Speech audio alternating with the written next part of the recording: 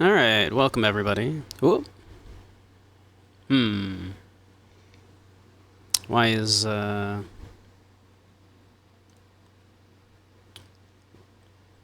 is V Magic Mirror not picking up my mic? 1 second. That's an easy fix. Hey, Matthias, how you doing? Welcome, welcome. Let me see. This should be an easy fix. Let's see.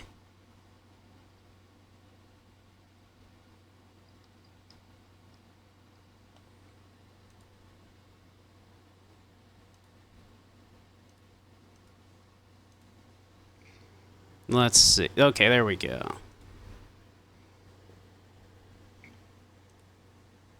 We did it. Alright. How's everybody doing? 10 stream streak. Very nice. But yeah, we're a little late to start today. We were doing some stuff trying to get stuff working here. We ran some various diagnostics and whatnot. Hey, Zaire.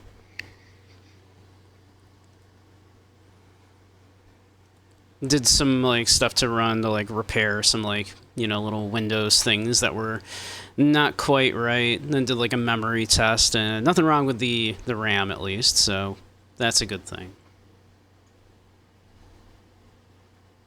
I'm done with the electrical stuff. Hopefully I won't have to do any electrical work, lest you want to. Well, let's hope you don't. Yeah, let's hope you're all set. So yeah, I have a feeling none of that was what the streaming issue was. But I'm hoping that also last night reinstalling OBS, maybe that helped as well. Thank you, Zaire. Very kind of you. 26 months, can you believe it? Zaire, what a super fan.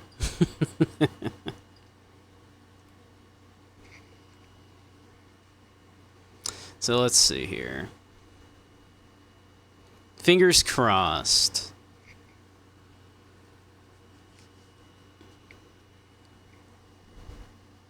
You likes the bun bun? Aw. I thank you.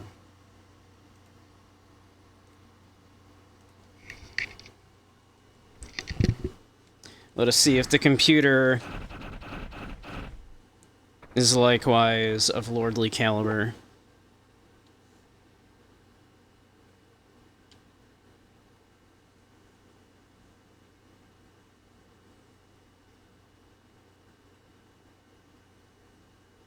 I mean, also, if my Xbox controller here wants to sync up here, let's see.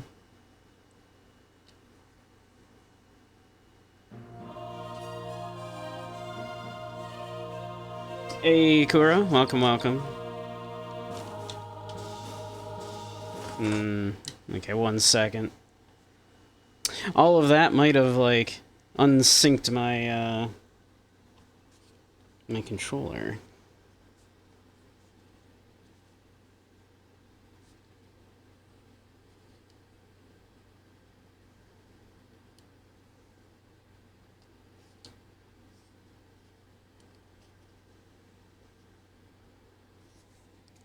Let's see here.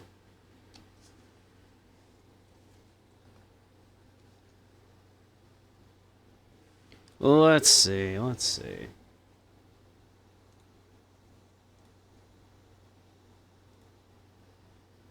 If need be, we can just use another controller, too.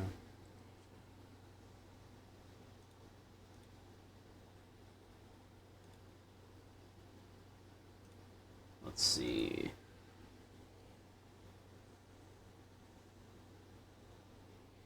Oh, it might be, the batteries might be low. Batteries look like they're at 12%.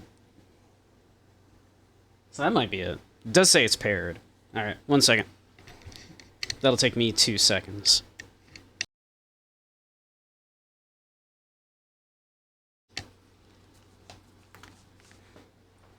Actually, I've got some batteries right here.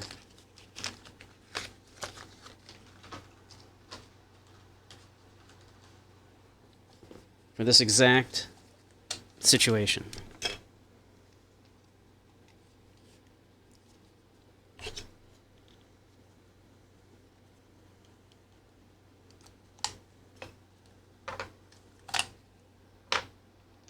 We got this.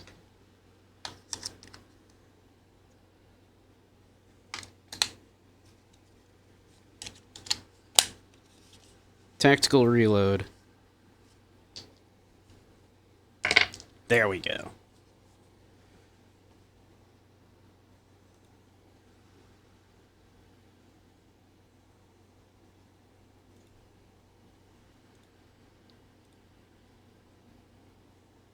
We got this. Now, fingers crossed. All of the various things have fixed this. But we won't know for a little bit, because it always seems to take a little while for the stuttering to begin.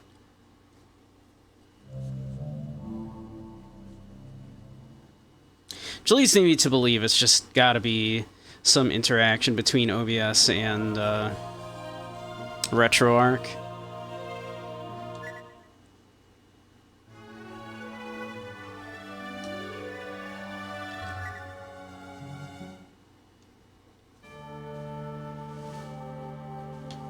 Alright.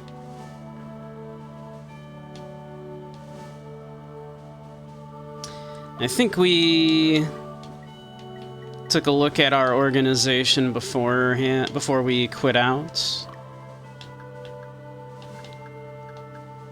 So I think we're, like, basically good to go.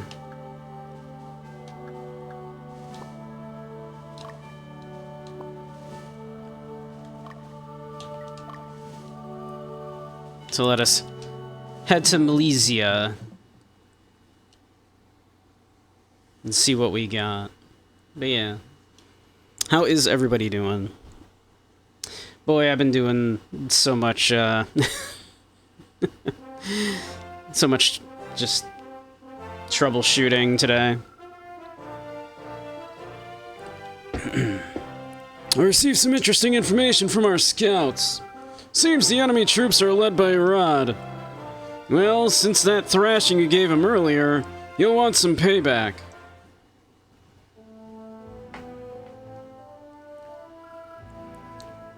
That's a sizable map. Let's get started. Castle Dunkwell will be our headquarters in this operation. We will march on Castle Bergen a day and a half west. Work's a nightmare, and all you can do is think about video games, NSFW stuff, and whatever that isn't work, yeah. Well, sometimes that's just what you do, right? I know what that's like. When I was stuck at work, I was basically just, you know, either on my phone, like, just in the back during the end there when nothing mattered and everything was closing down anyway. Or more often than not, I would just be off in my own little world, like, working on little, like, projects in my head, trying to think of, like, okay, how can I implement some stuff when I get home? We must take the castle. Our intelligence indicates that the concentration of enemy troops increases the further west we go. They're taking a defensive stance. We'll have to outwit them. They're mulling about. They look like they're lacking direction. As I said earlier, the units are led by Rod. He'll win at any cost. Be careful. As you may know already, they've been enlisting more experienced men. They'll be tough, but don't give up. Avoid unnecessary skirmishes and use your men to their potential.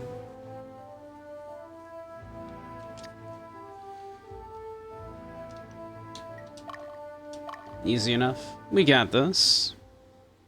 We might not have this. They've settled in a castle in the highlands of Swathen. To keep them from amassing power, we'll have to retake the castle quickly. He talks a lot, so I have to use my old man voice, which is a little easier on my throat.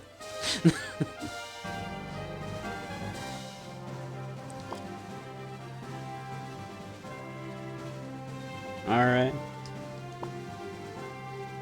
There's immediately just a dude on top of that mountain looking at me.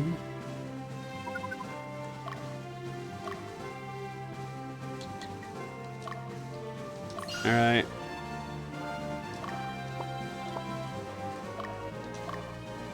Let's just get a few people out here dispatched and ready to go.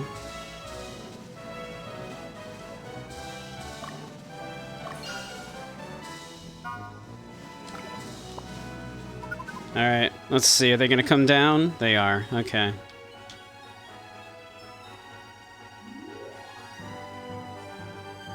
Oh, they're coming for me. Alright.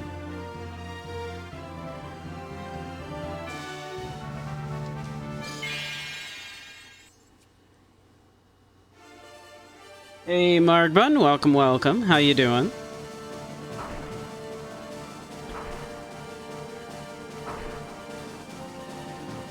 Starting with a little Ogre Battle 64.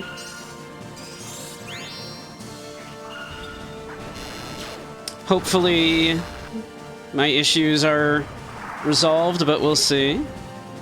We've been having a lot of tech issues, running RetroArch with OBS.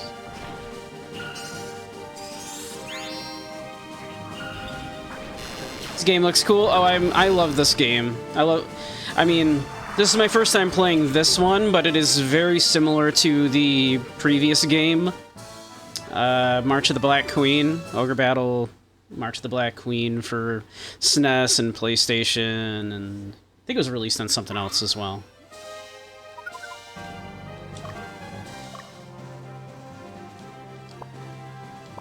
Yeah, they realized they have no chance. All right.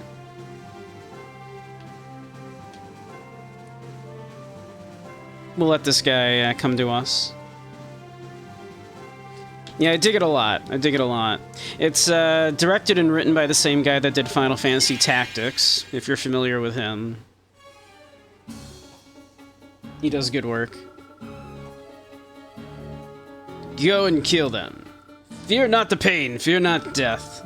You've no other choice but defeat them. Now go. Oh, these dudes are like ninjas. The writer behind the best Final Fantasy, correct. Objectively correct.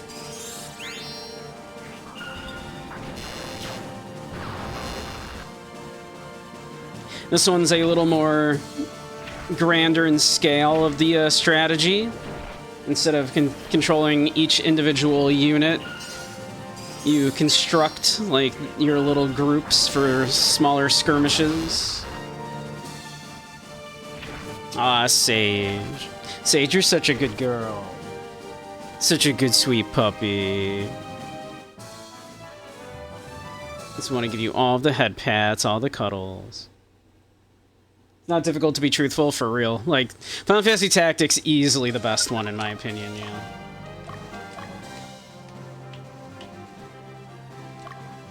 Alright, let's start by marching out here. Oh, he's still coming, alright. Fine by me. We'll meet him on the road this time.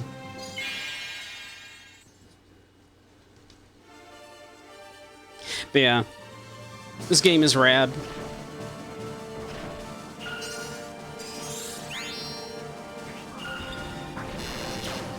You love FF7 and FFT? Yeah, both have an equal rank for you. 7 is very good. 7 is very good.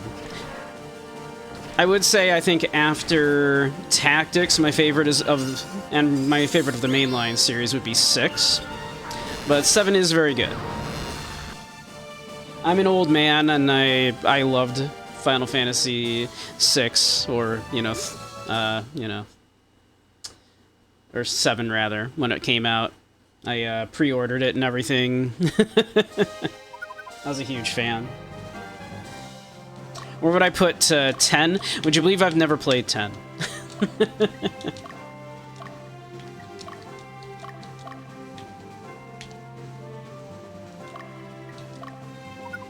Yeah, I've never actually played 10, believe it or not. Alright, I'm gonna have Leia go in there and maybe get some levels. Bunky can kick back in the city and rest here for a minute.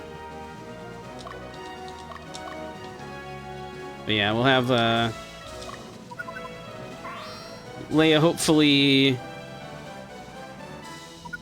Well, Leia's gonna end up running into you. That's probably fine, though. I'm not too worried about that. That's fine. Since I like strategy RPGs, did I ever play Advance 1 or 2? Or Wild Arms XF? No. I played, like, a very small amount of Final Fantasy Tactics, Advance 1.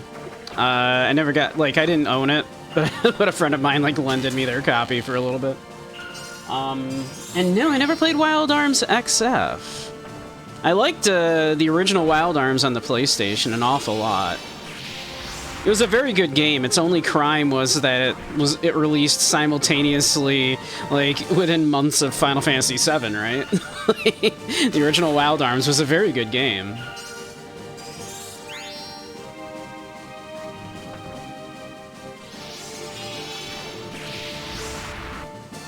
You love the aesthetics of Final Fantasy X and Kingdom Hearts, but you didn't really get that far. Do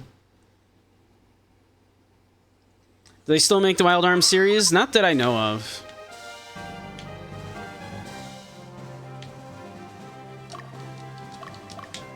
Alright. We'll pull Leia back here. Wow, how many, like, healing items do these jerks have?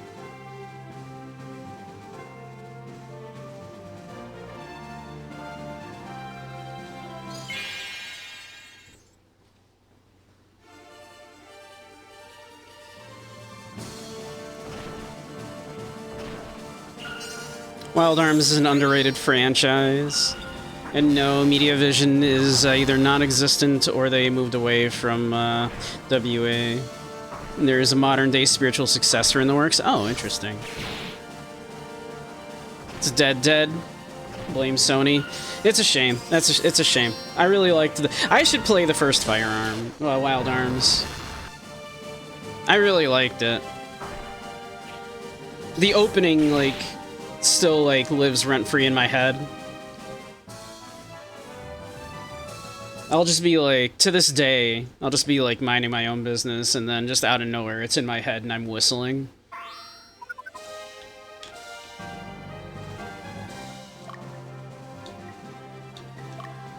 I'll just be like, trying to mind my own business and, you know.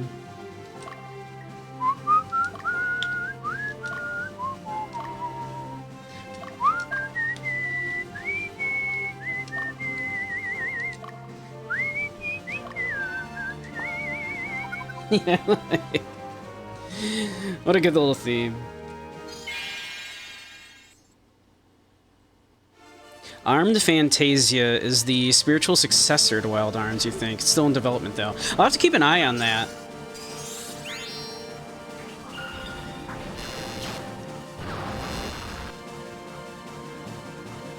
I'll definitely have to keep an eye out for that.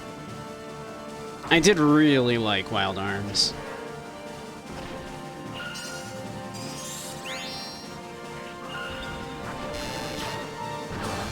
God, those team magic attacks are so cool.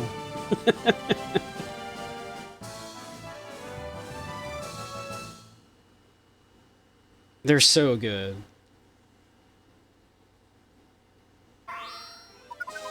Wow. Like, literally how many, like, healing items do you have on you, sir?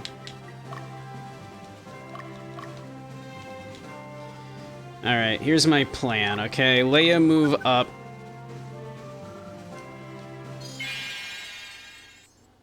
I'm gonna try to lure these units into, like, a pincer attack here.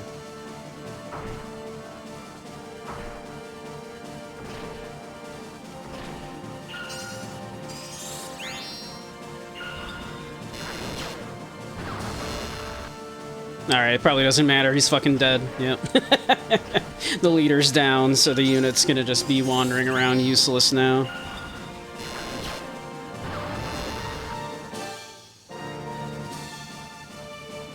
So that's fine. Again, I can have Leia fight them to get some easy levels. Pick them off.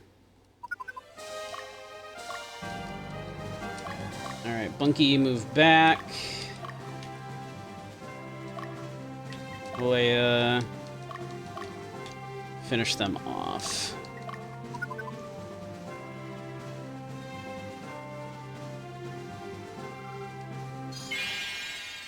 They're really coming for me.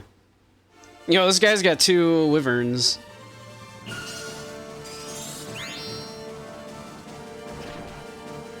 Your favorite Wild Arms is Wild Arms 3. You loved how in combat, defending is the same as reloading ammo, and the Force system made the game have a certain tempo to it, unique to any other JRPG. I've never played 3. I should. Maybe I should do a little look into the Wild Arms series. I wonder if it'll be like Suikoden. I did like the original Suikoden. I never finished it though. I rented it, so it's quite a long game.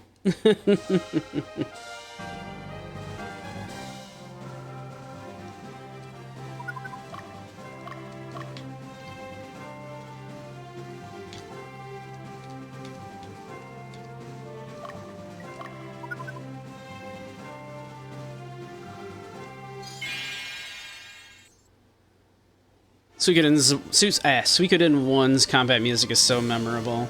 I remember quite liking it. So many different units in that game.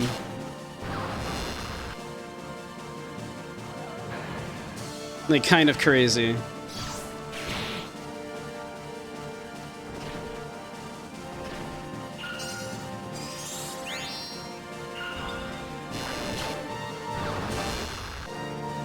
The day I don't have a setback is the day you stop putting Kurosawa in my Discord.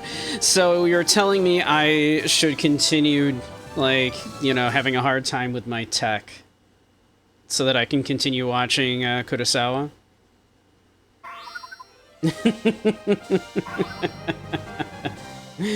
Because I fucking love Kurosawa.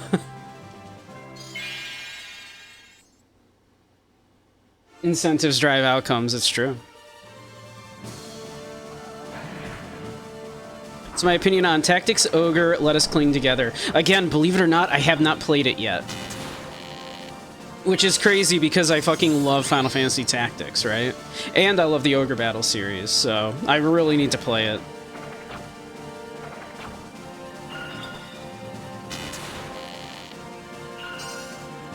It seems amazing, everything I know about it. I would probably play, like, a classic version of it. Because, I've seen what the modernized art looks like, and, don't love that.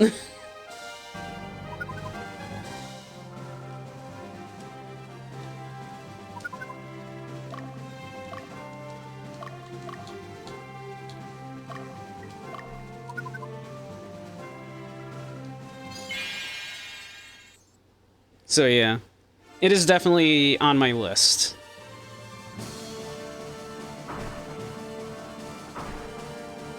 But boy, are there so many games to play. Right now, the current plan is to look at a number of N64 games that I never played before. Because I never actually had an N64 back in the day, so I've really only ever played, like, some GoldenEye and some Star Fox.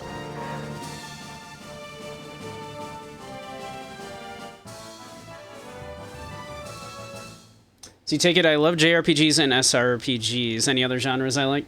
I actually kind of fell out of JRPGs for a very long time. Like, I kind of got a little burnt out on them, so I'm kind of getting back into them. But yeah, I do love both of those. Other than that, like, I play just lots of retro and indie stuff. That's mostly what I do on Twitch, at least. I also do VR content. Like, I'll hang out in VRChat. It's funny that I didn't have an N64 back in the day. Meanwhile, you never had a PlayStation or any of the main Sega systems. Yeah, I was a PlayStation guy. when the PlayStation was announced, and I'd heard, of course, that Squaresoft was going to be working with them primarily instead of Nintendo, right? That was my main impetus there.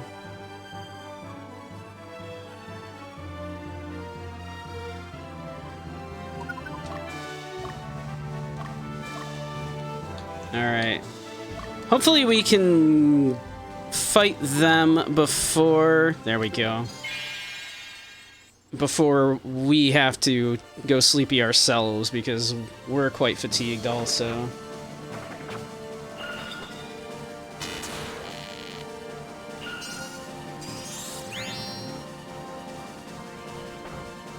You didn't get to enjoy the MMX games past 3, dang. I mean, 1 and 2 were kind of the best ones, though, right? To be fair. Hugh Saddle, 8-year-old dump in 2000, reading about games they'll never get to play until decades later, only to learn they weren't very good, yeah. Yeah, exactly. I was gonna say, 1 and 2 were kind of the best ones anyway, right?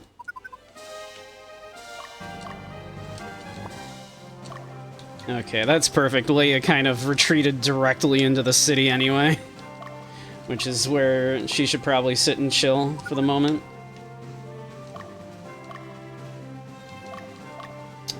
Perhaps I shall come down here. We'll leave Dio right where he is for the moment. Just in case.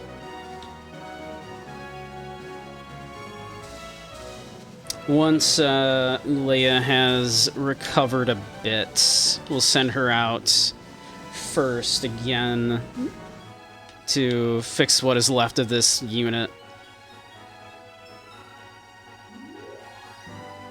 Without a good soundtrack, the game wouldn't have been nearly as memorable.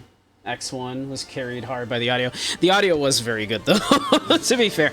No, X1 is a good game. I think X1 is good.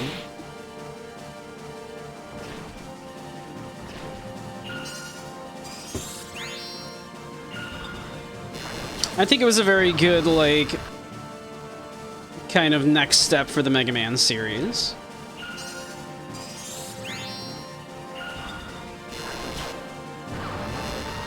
Felt great to play.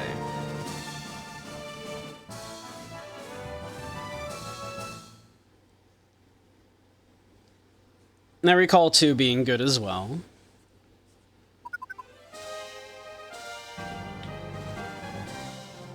Alright, we will keep that the way it is like that. Idorf has been captured. Idorf. Elf. It's just weird to have, like, 2 mandatory upgrades while the others were squirreled away needing to be found.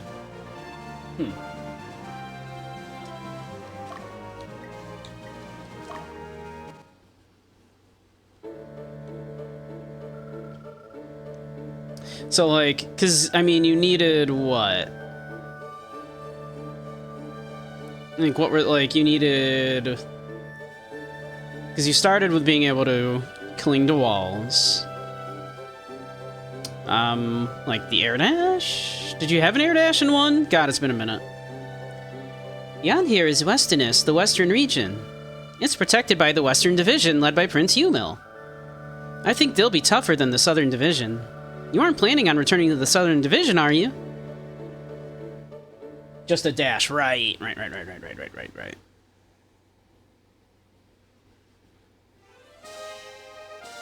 Yeah, you got, like, the dash from the boots, right? Yeah, you basically, like, you collected all the bits of armor, and then if you got absolutely all of them, then you got the Hadouken, right?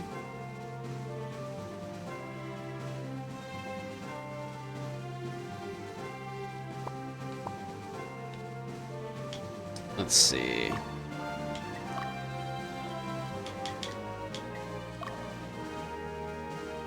Okay, Leia's all good. Leia can proceed forward. Perhaps we'll just do the same. We'll just move forward here.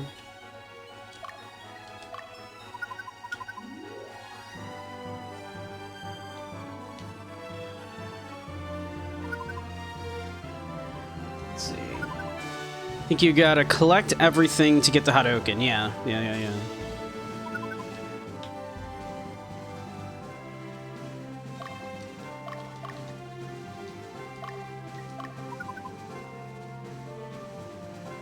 She never bothered with it. Hey, Grumpy. Welcome, welcome.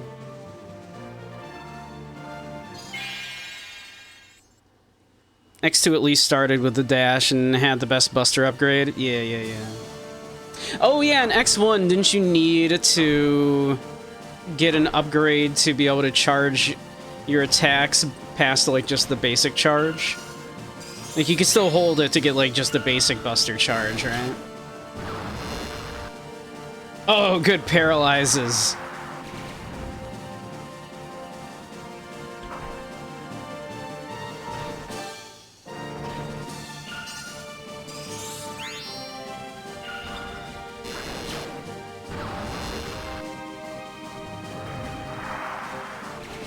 Yeah, the upgrade was needed to charge sub-weapons. Yeah. Still a good game. I still think X1 was good.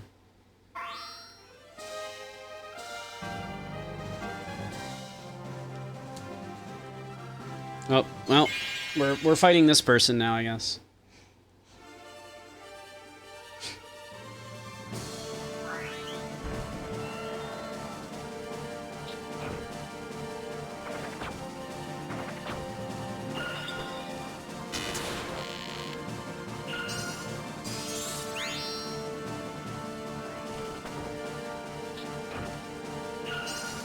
It's fine, just got carried by the soundtrack. Yeah, that's fair.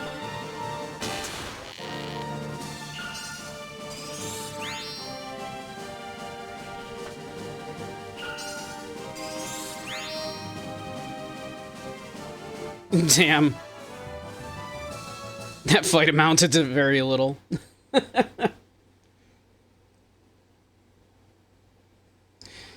Like a cleric versus a cleric, that's kind of how that goes sometimes. It's just like...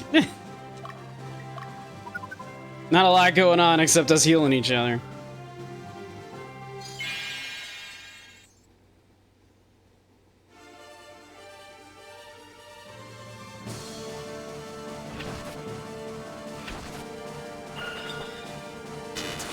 Zap. Zap.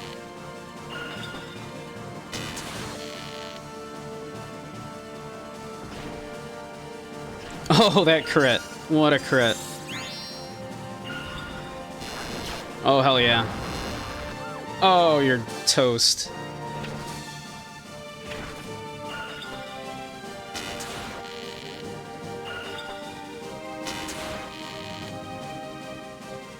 Main unit's so strong.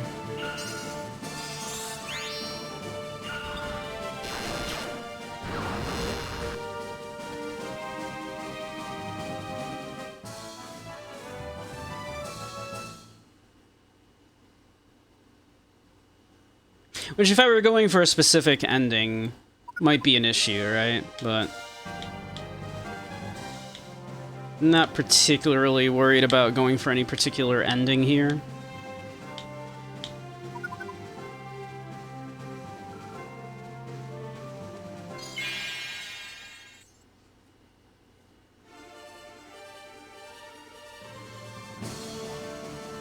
This unit must have healed again. Yeah. How you doing, Grumpy? How was work?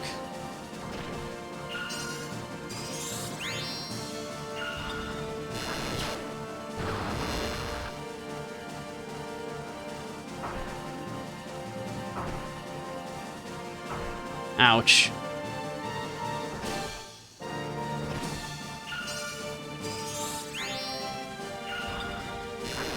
That's a dead griffin right there. Get smoked. I tried to write a chemistry joke, but could never get a reaction. Haha.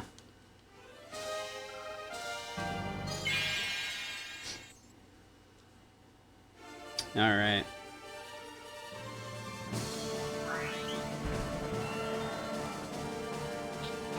think I'm just gonna have to move Dio up here to try to finish off this unit.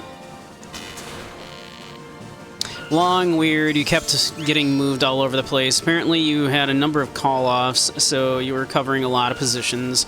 Now it's your weekend, so you're full of pizza and pumpkin roll, and looking forward to the fair tomorrow. Oh, nice. What fair? You're going to like a state fair or something? Gonna stuff yourself on fair food? Nice. Hey, Andy. Welcome, welcome. Hey, Aroka. How you doing?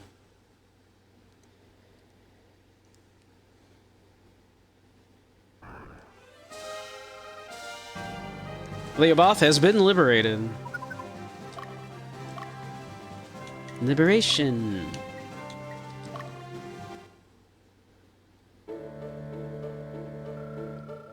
Will Wentinus fill the ravages of war like the South did? I'd hope Prince Yumil would stop it, but I guess that they control everything. Been going since you were a wee lad. It's different than when you were younger. Still an excuse to eat pork sandwiches and milkshakes. And the calories don't count. Fair food is... It's true. That is how that works. Whoops. I did not mean to click that again.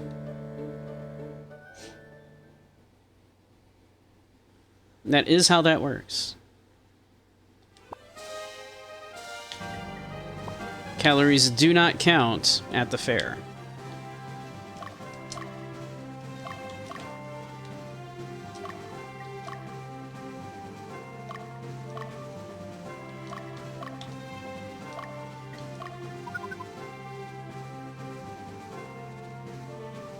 Bum ba da bum bum bum bum ba-dum, bum bum ba da bum bum ba-dum.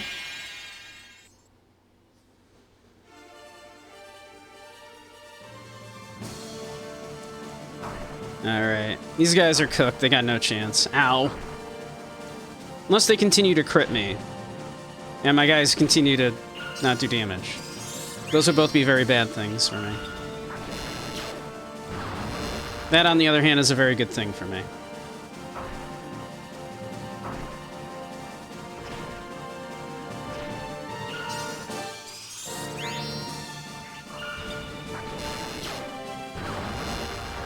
Dead.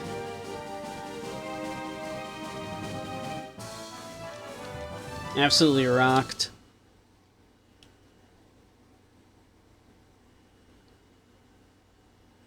Alright, you can continue to sit and chill there.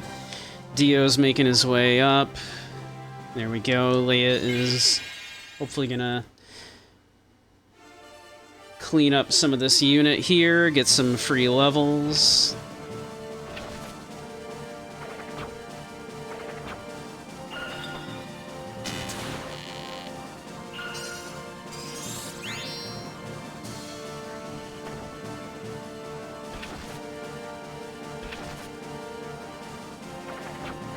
Fucking dead.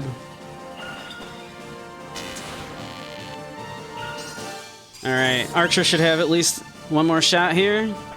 Perfect. Love that. Love that for us. Okay. Leia the cleanup crew going here. Alright.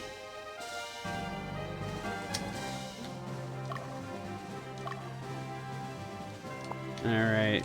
They're without a leader. They're without a leader. They're without a leader. So could conceivably have Leia do a lot of cleanup here. Leia is, however, starting to get fatigued. Not too bad yet. Alright.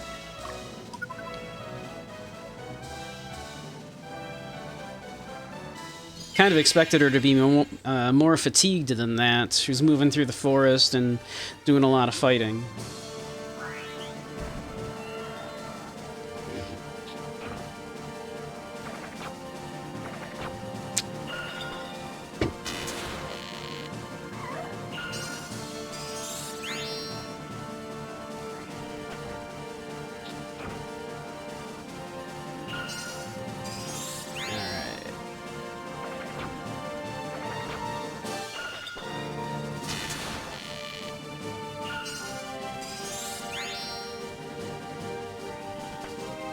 Damn.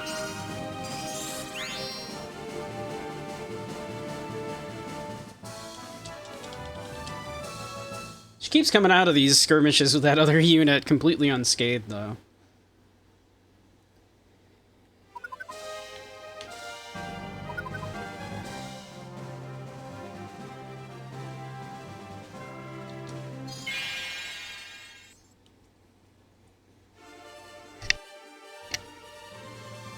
So that's good for us.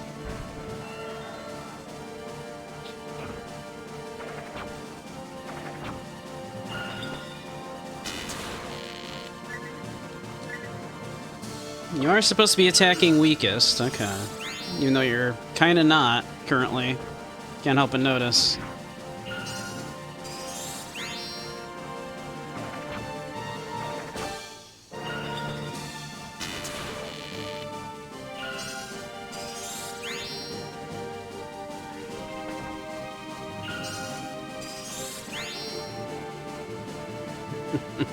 It's freaking, like, true.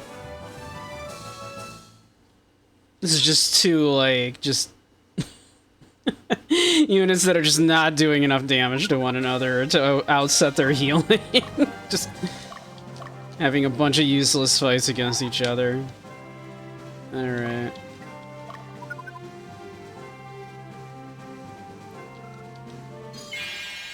They literally don't want to be doing this fight. Come on, guys.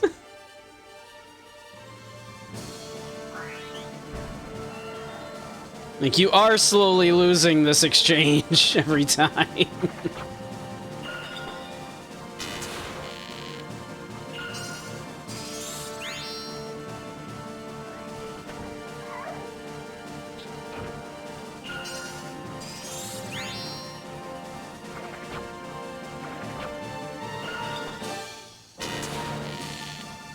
Am I beating up the lollipop kids? The little, like, starter, like, before they become proper soldiers, I know, they're such little dorks, right?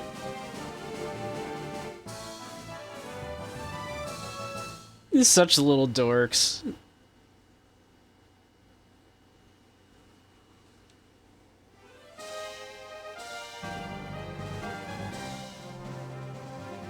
Alright.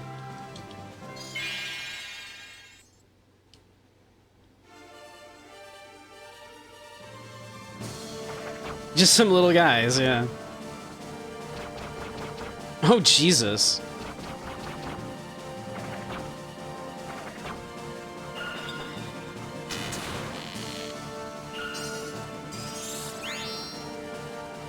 Child soldiers don't even want to be there. And here I am, beating the ever-loving fuck out of them, yeah. Listen, listen. Listen, I'm not the ones that put them on the battlefield.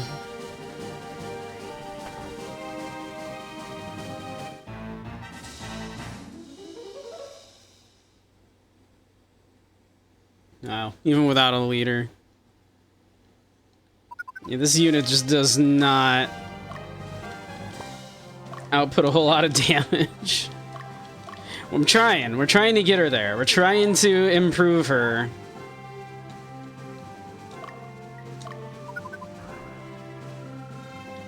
Alright, I captured the city. Let's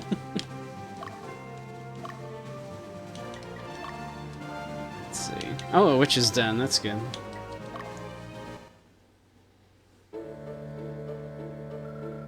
The stream is cozy, thank you. That's what I go for. We chill, we play games, we chat. Why is Prince Yuma leading the Western Division? It's not uncommon for royalty to lead armies, but something's fishy. Latium is facing Lotus. Don't you think that Lotus wants to keep the prince close? It makes for an easy hostage, no? I think he wants to keep him close because he's a hot little twink, personally. Fair food is always fair game, correct? What do you intend to get at the fair, Grumpy? Gonna be showing a classic anime tomorrow night. It's one you've kind of seen in the past. What one? Do tell, do tell. For those that might not know, since Tuesday is my one day I don't stream, Grumpy likes to show movies and little short form videos, and usually an episode of The Muppet Show as well. So we let Grumpy take over the Discord for about like 3 hours or so to show some interesting stuff. Grumpy has very good and eclectic taste in media. And King is also a huge movie nerd, so we love that for both of them. A private double feature for all of us, yeah. So yeah, if you don't know, that's what we do Tuesdays in my Discord. So if that sounds fun, do hang out. Ooh, you might know. A classic anime.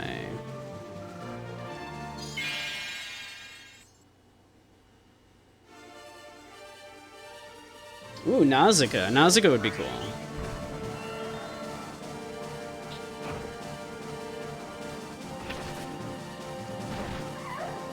We love a little Studio Ghibli.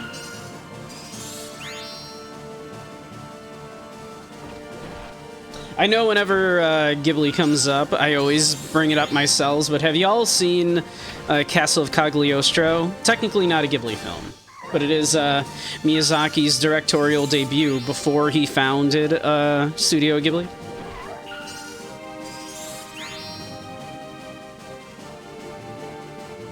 Saw The Warriors of the Wing Cut, but you haven't seen the original version. Ah, interesting. Yeah, I love Castle of Cagliostro. Yeah, it's Miyazaki's directorial debut, and it's Lupin the Third, so what's not to love? I'm a huge fan of it. It's like Lupin at his, like, kind of absolute most, like, chill, too, like... It was so good. It is. It's like... And it's like, it's Lupin... Uh-oh, don't die, please. I asked you not to die, actually.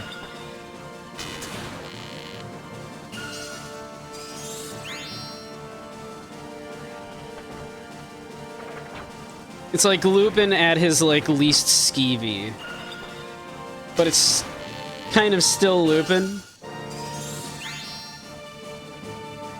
Yeah, he's a little more like James Bond if James Bond was just a thief. Not a secret agent.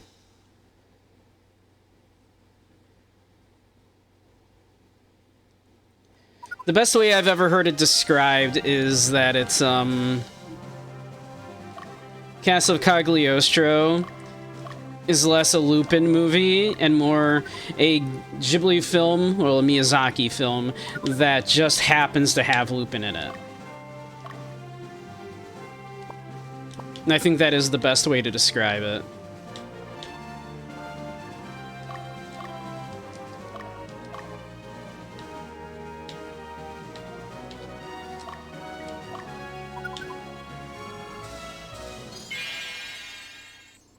Like, it is first and foremost a Miyazaki film.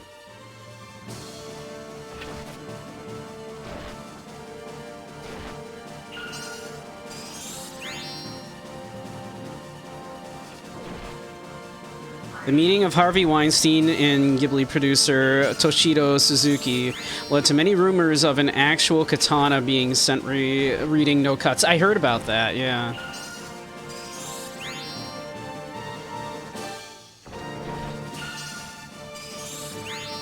Should try watching more Lupin the Third, but you were burnt out just a bit into part 2 after enduring all of part 1. Of like the original, like, or like, you mean like the first part of like a particular version of Lupin? Like, are we talking like pink coat, red coat? The early 70s version. Ah, I see. Okay.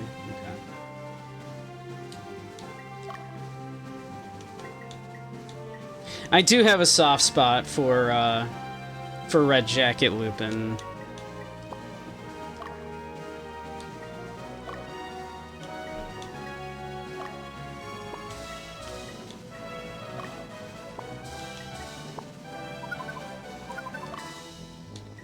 Are you like... There we go. Stronghold actions.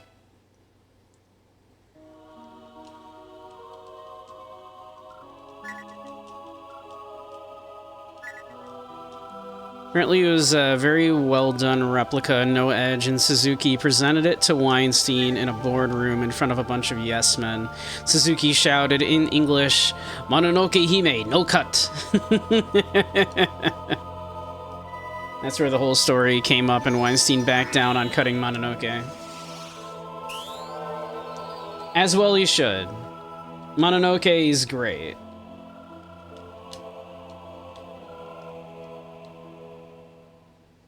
I can see, like, the fear, right, of, like, chopping up Mononoke such that it is, like, no longer even close to what it was, right?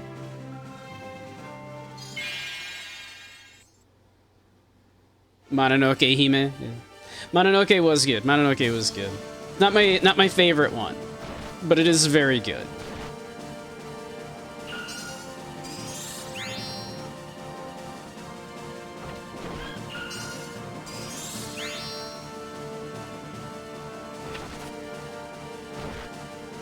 It's your favorite? Oh, nice. Okay. I have a real soft spot for Kiki's Delivery Service. Because I love any story that is about artists, like, making art.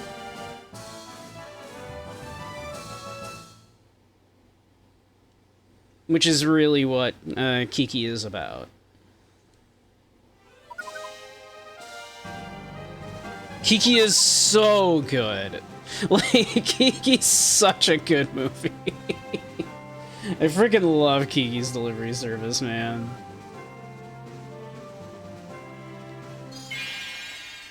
I also do really like Spirited Away.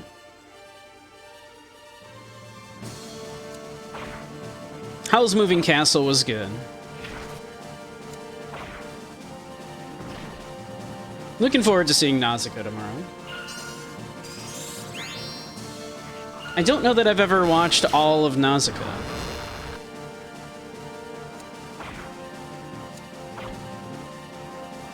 Spirited Away might be your fave. I think Spirited Away is like the perfect family movie. Porco Rosso for you? I need to watch Porco Rosso. I'm not sure if I ever actually got around to watching Porco Rosso. I heard it's great, yeah. I know a lot of people that say Porco Rosso is their favorite. You've given it several chances to like it more.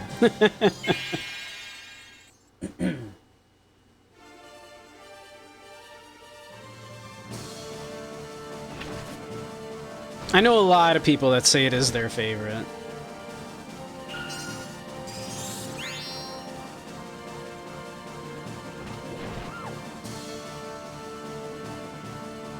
Competing for this first spot. The Wind Rises is sad. I posted a meme in the Discord. It's like, you know, the two guys on the train, right? And like the one's all sad. He's looking out the window, and because he's like seeing the side of a mountain, right? And then the other guy's all happy because he's looking out the window and it's like a sunny day out. Well, someone like swapped the two guys, so the sunny dude is like looking at the stone, and the sad guy is looking out at the sunny day. And the sad guy looking at the sunny day, is Miyazaki, and the happy guy looking at the side of the mountain is Junji Ito. And I thought it was very funny. It's like so legit. Junji Ito like just writes the scariest, most fucked up shit, but then like you just look at his like social media and he's just like, I love my cat. My cat's so cool. I love Junji Ito. Taking a short break at work. How's the stream going? So far, good. It's been an hour. And we're good so far, but it usually takes about 2 hours before any stuttering seems to start happening, so I guess we'll see. But how you doing, Katsu? I appreciate your help earlier. Thank you. Thank you again.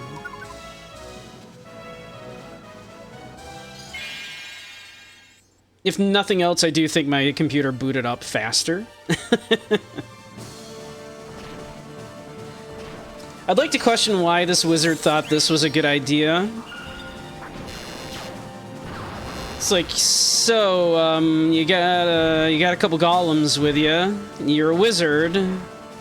Kind of famously squishy. You want to, like, hide behind the two golems and you can cast your spells in safety from behind the two golems? No, right in the front.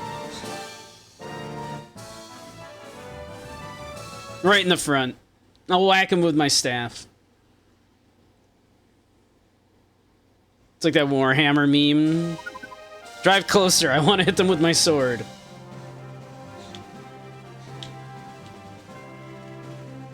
Let's see. Alright, Dio, we can probably have Dio move up here.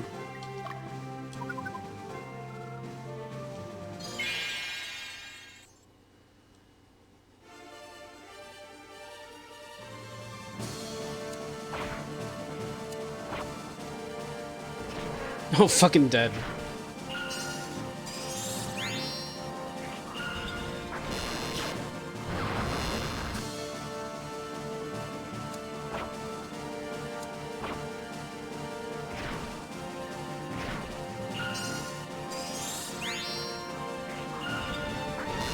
That is a dead samurai right there.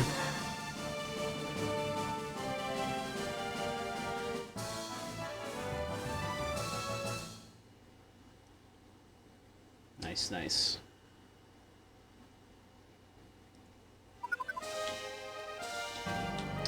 Alright.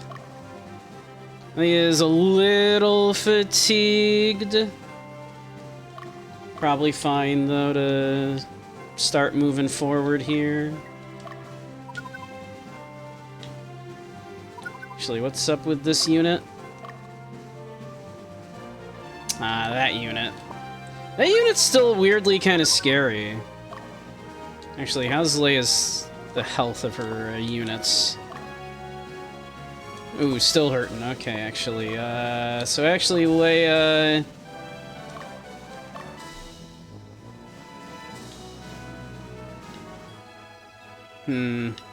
Maybe go up that way alongside Dio, thinking about it.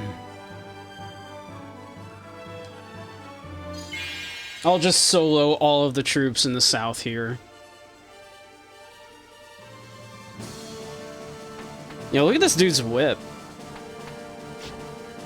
How?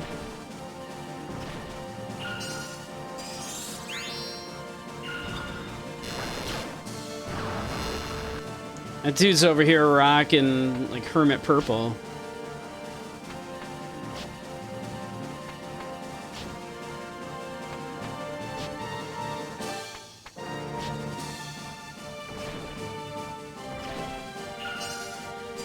Alright, welcome back, everybody.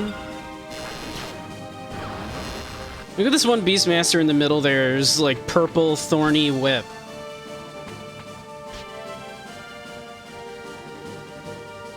It's freaking Joseph Joestar over here. Hermit purple. He's an old man and everything, too.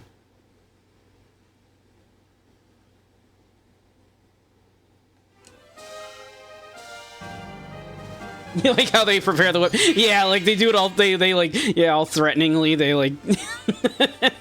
It's very funny. I love it. Ow! Holy shit, that hurt.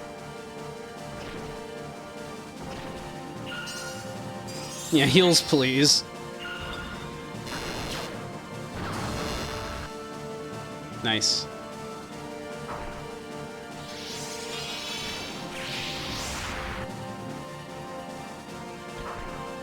Good guard, good guard. Oh, what a hit. Oh, he's fucking dead. Annihilated. Dog and cat have been pilled. Nice, nice.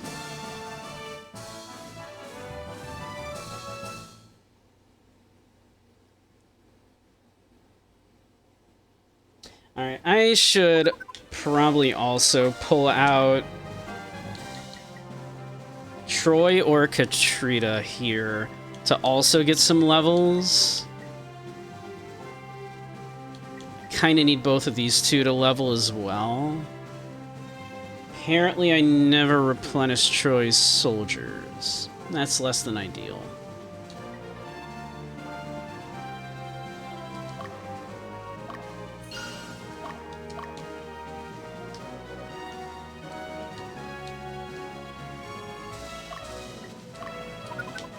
Alright, let's get you over here as well. That's gonna take a minute.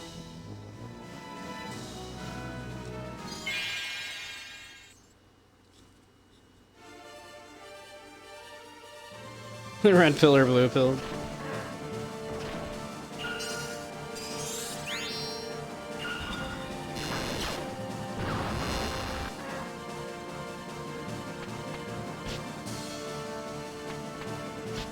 Just guarding all these. Man, all these people trying to whip me. What is this, Wednesday night stream?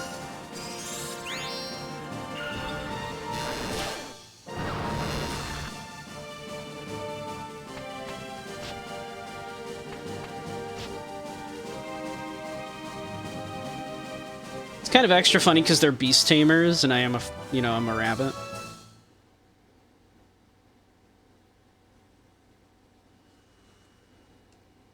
Anyway, you went to see Princess Mononoke back in '99 with your girlfriend at the time. Really liked it. Monday was in class on campus. Teacher asked us what we did over the weekend. I said I'd seen a really cool animated movie called Princess Mononoke. The next Monday, one of the women in your class stormed over and flat out punched me as hard as she could in the arm. I took my 10-year-old niece to that movie. Why the hell did you recommend it? I didn't say it was for kids. I said it was animated.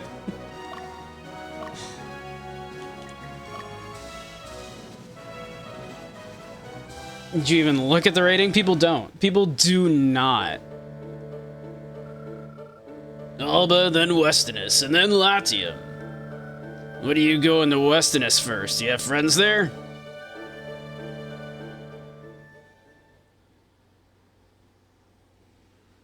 Do you know how many people, like, pulled that kind of stuff back when anime was still a bit newish in the American consciousness, and they'd go to, like, Blockbuster Video or their local rental service, and just rent some anime films, not look at it, and just assume, yeah, I'll just show this to my kid. Hey kid, you like ninjas, right? Let's watch this kids show, Ninja Scroll.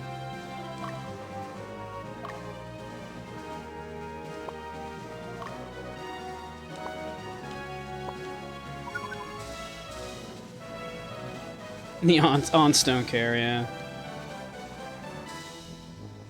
Aunties.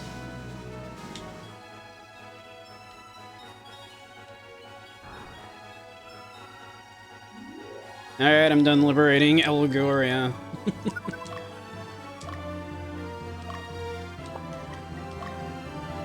We have a shop. What's today's special?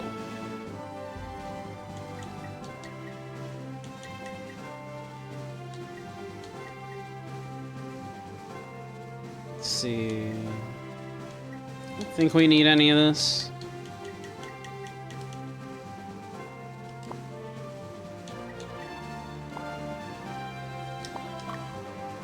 Alright, Dio's not even fatigued.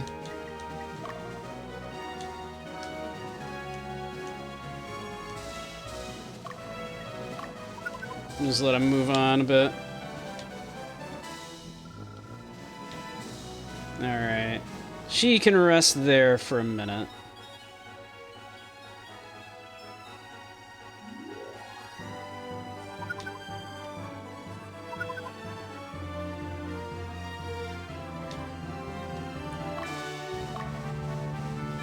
Want her to heal up and get her fatigue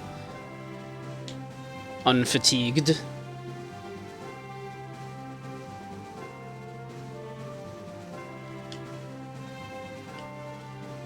Also a city to the south here I should take care of.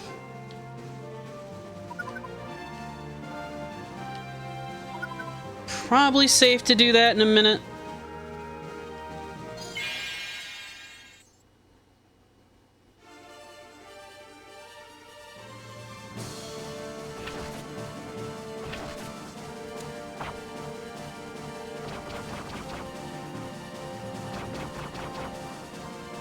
Damn, those guys can do some damage.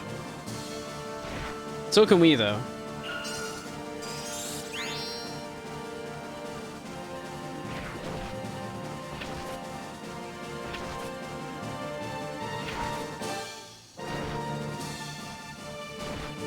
Oh.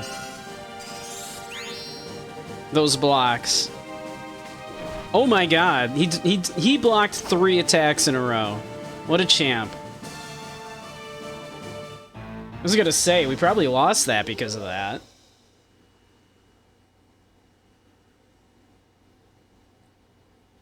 They blocked so many attacks. That's crazy.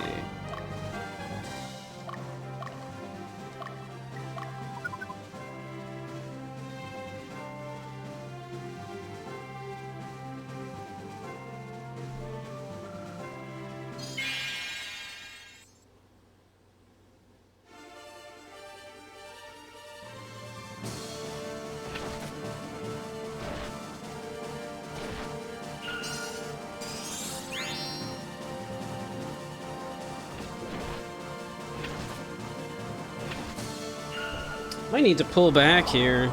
Dio's fatigued now.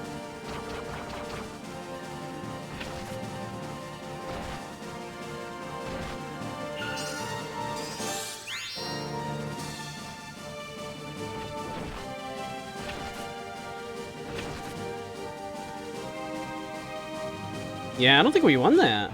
Yeah, these guys are doing damage. Damn.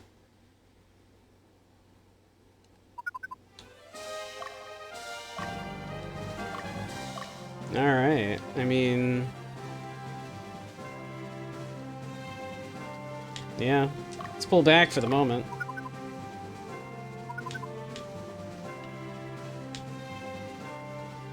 Maybe I need to go up there and, show them what's what. I wonder if there's something hidden over here on the other side of this bridge. Seems like there might be.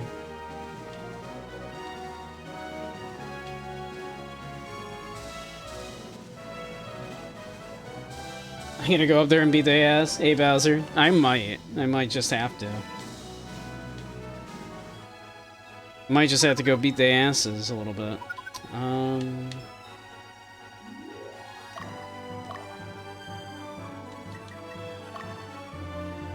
Alright. Leia is healed and no longer fatigued.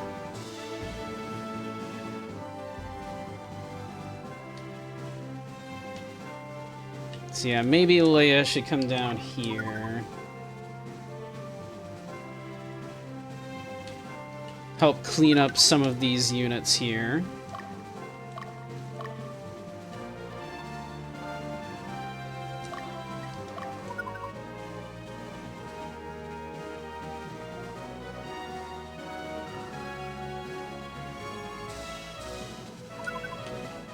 Actually, do you have a...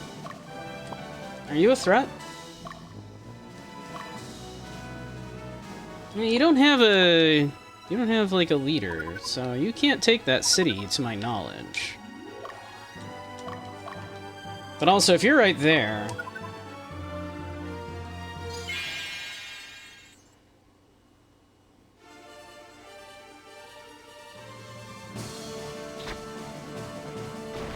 oh my god.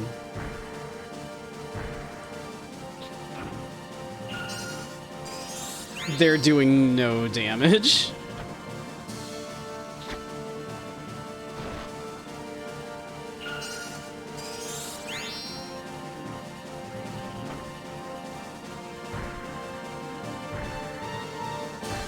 Jesus Christ. And no damage.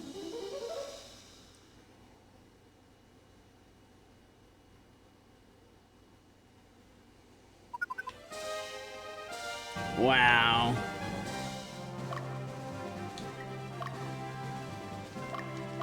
Alright, maybe... Just come chill here. Since you're, like, all fatigued and shit. Let's see... They can maybe do something against them. Let's see, they're level, like, 13. What level are you? Level 10... Level 6... Level 7... Okay. I mean, they are significantly lower level. Alright. I don't know, maybe these guys, while they're asleep, again, jump them in their sleep and try not to embarrass yourselves quite so much this time, maybe? Think you can do that?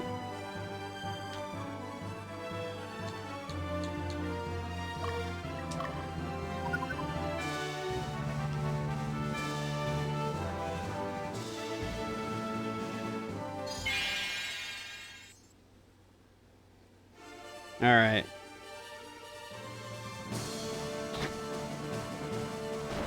They're like asleep.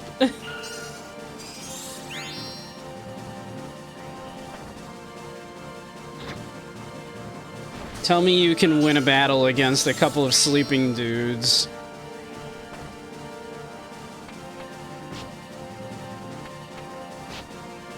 Like, admittedly, they are much higher level than you, but like, alright.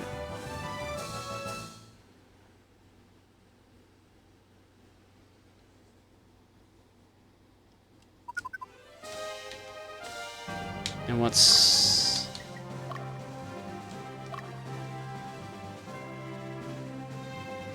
Couple of samurai.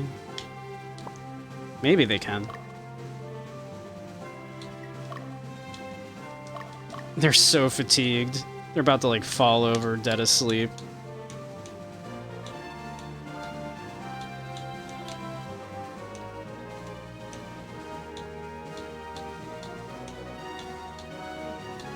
Trying to, like... There we go.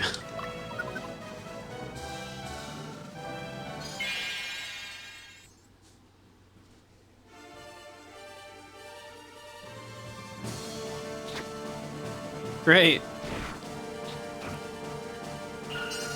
How do you fuck it up so bad that you walk up to a sleeping person and they block your attack?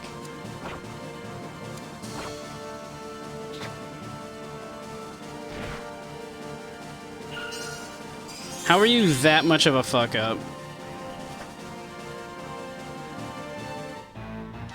And you lose the battle.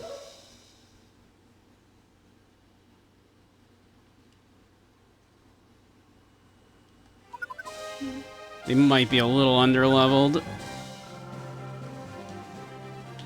Alright.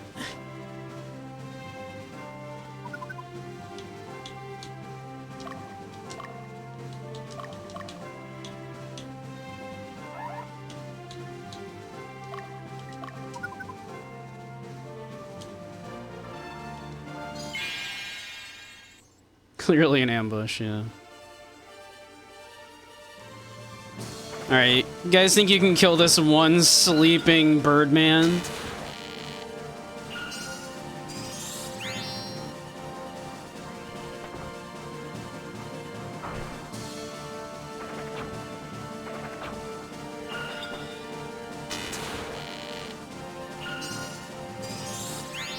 I believe in you. Good job.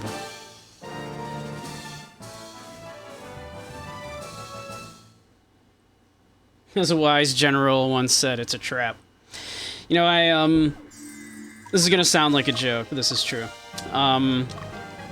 So, I've always been, like, bad with, like, fish and stuff. Like, I cannot keep fish alive. Keep her team all female, too. I have been, yeah. See, I've always been kind of, like, bad at keeping, like, fish alive. But I got, like, one of these, like, little terrarium kind of dealies, right? Like, a little, like, at-home sort of deal that, you could sort of plant your own shit in. Like, on the top there, right? Like, you'd have some, like, little betta fish in the little tank. And then above the tank, you could grow, like, herbs and, like, sprouts and stuff, right? And you'd like put some like little beta fish in there because like beta fish droppings are really good fertilizer. And so I got a little orange beta fish to put in there. And since he was helping me grow food, I named him Admiral Snack Bar. And I was very proud of that joke. I thought I was very funny.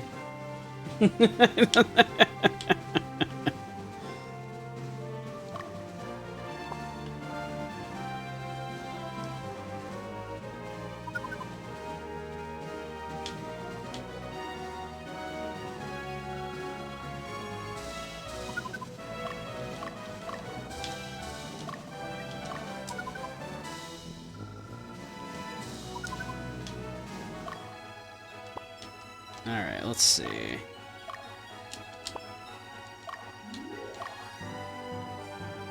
Alright. This unit is looking a bit fatigued.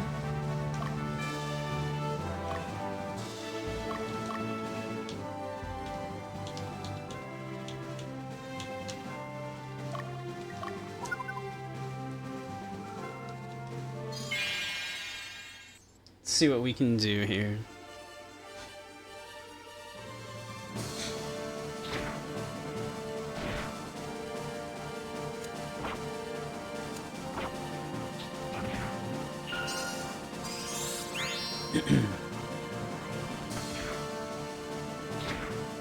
Come on, do it. Nice.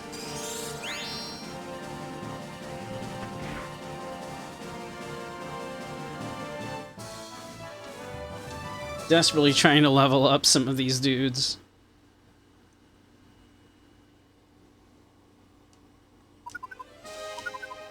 Yep, keep doing it.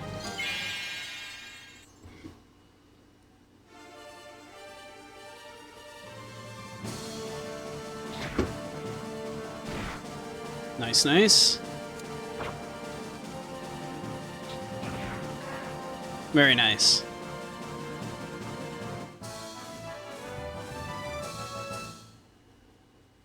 It takes a weirdly large number of battles before the soldiers will turn into something useful. It's kind of obnoxious.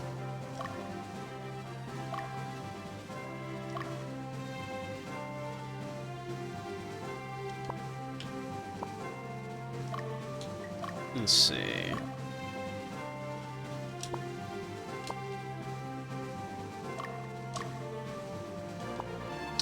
I'm probably safe to come down here and take this city.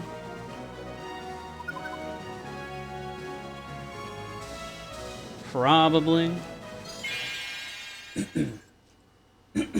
Excuse me.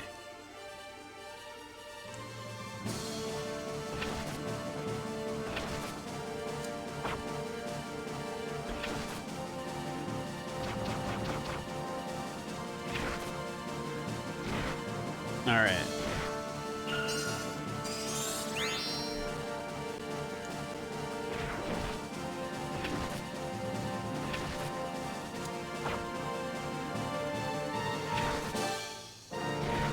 One damage.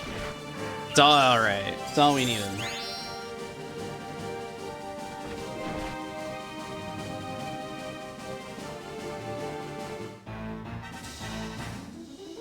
You can pretend that's a loss, but I killed the leader.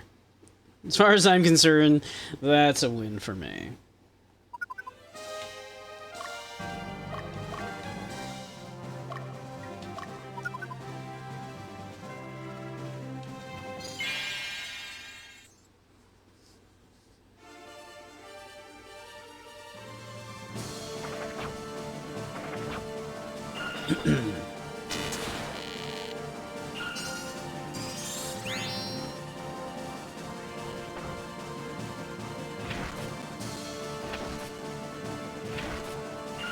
Yeah, these dudes do some damage.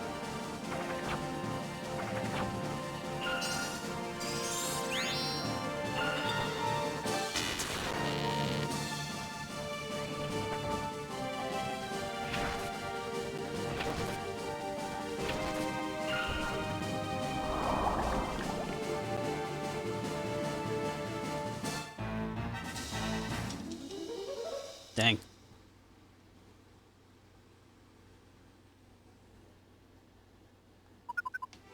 Wow, pushed her way back there. God, she's like fatigued again.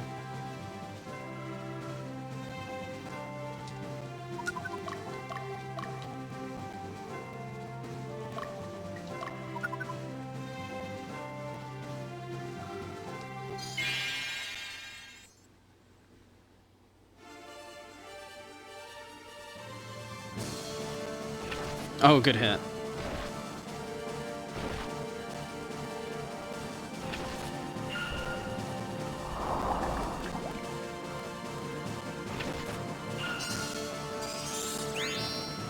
All right.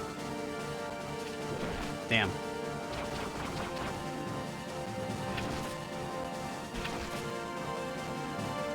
Come on. Nice.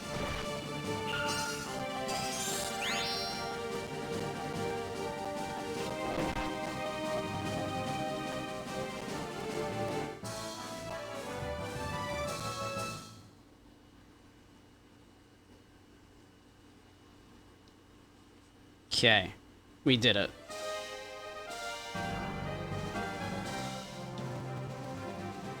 We liberated the city.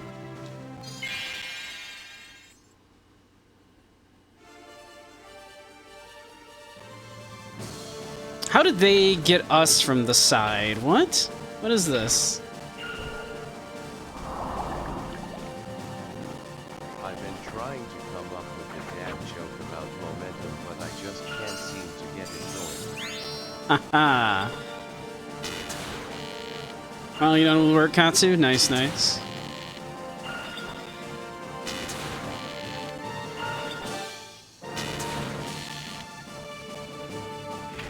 Shit.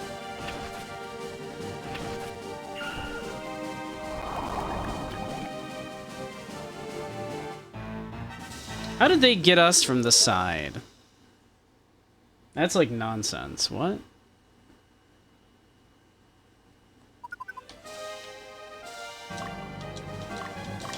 Alright. Head back here. That's not the one, actually. Head back here.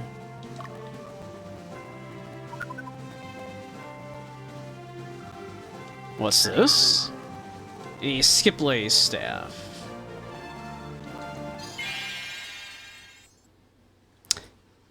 Is the audio getting a little crackly again? Or am I hearing things?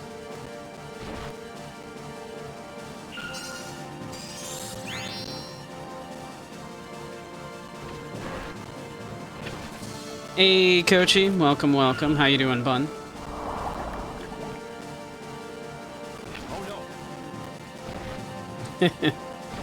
Oh no.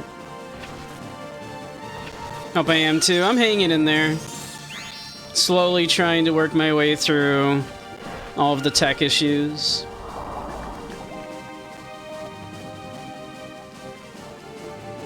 But having a good time with Ogre Battle 64 so far. Yeah, it's the Kochi. Hey, if you don't know Kochi, go give that Kochi a follow. They're another good bun.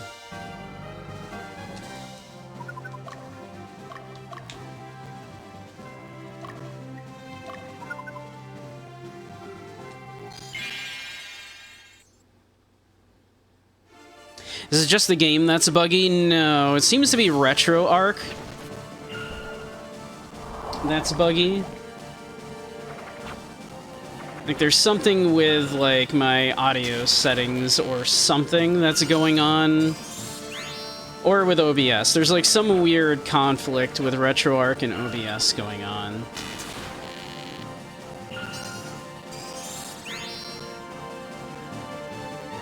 I think so. Unless I'm hearing things, it sounds like it's starting to get a little crackly. But I guess we'll see.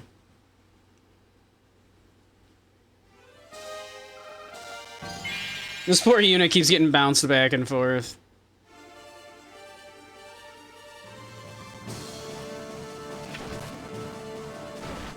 Very unfortunate for them.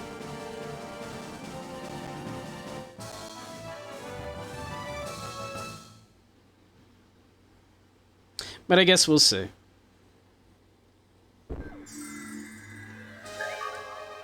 Some hard leather. Ooh.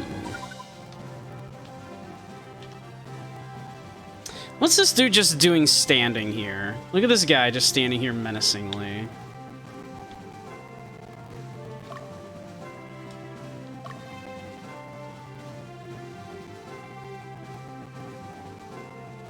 Dreyfus the Paladin. He's just standing there menacingly.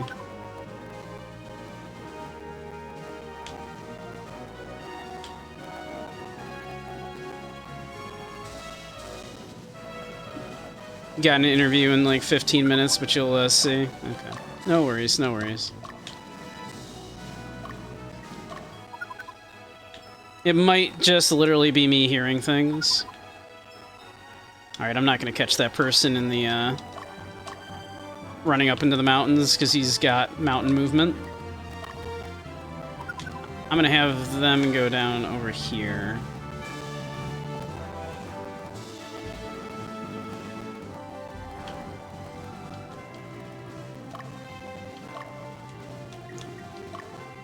Enter Stronghold. A long time ago, the Western Division was the strongest. However, they were wiped out in an attack by Lotus. The soldiers were reassigned to supervise the miners. Shouldn't their job be to protect us?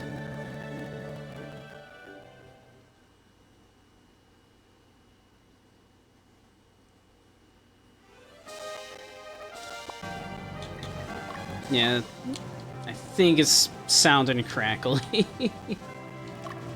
Alright, yeah, come up here.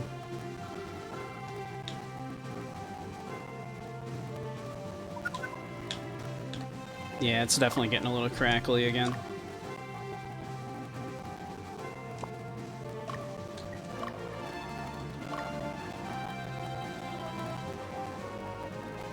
Did I leave Event Viewer on? I think I did. No, I didn't turn it. No, when I restarted, I didn't put it back on. Open it quick if you can. What is it again? To run Event Viewer.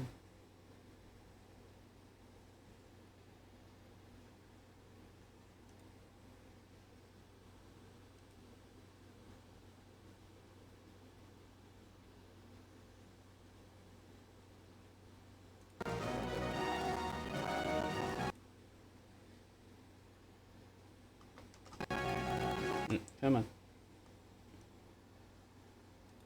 Yeah, clicking out of it, and going back in, it's getting cracklier.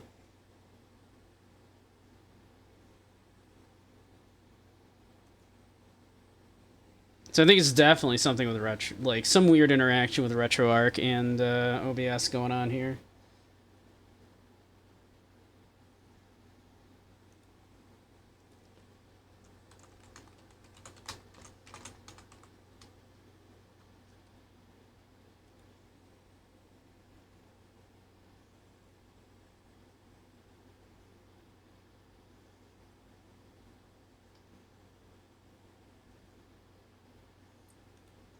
Let's see here if we can find something.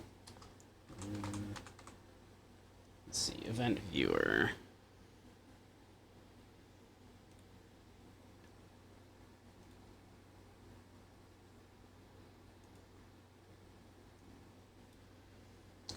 Let's see.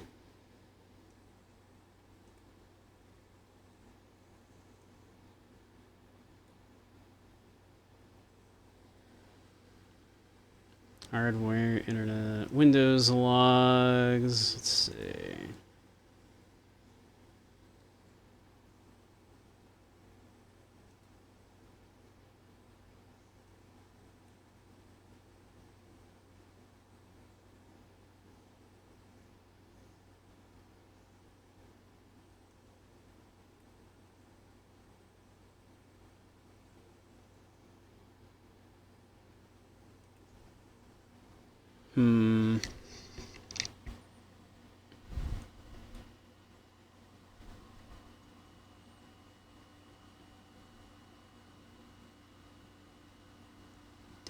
Da, da, da, da, da.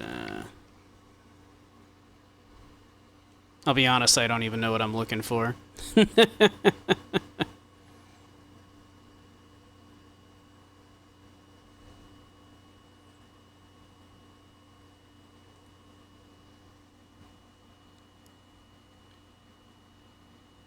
see, the log format could not be used.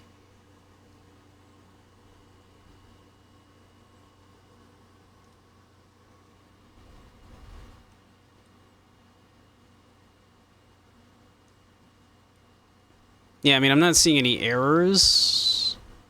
Oh, actually, let's see.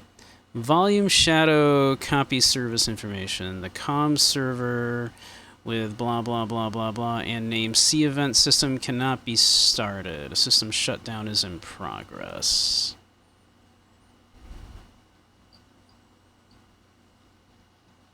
I have no idea what that means.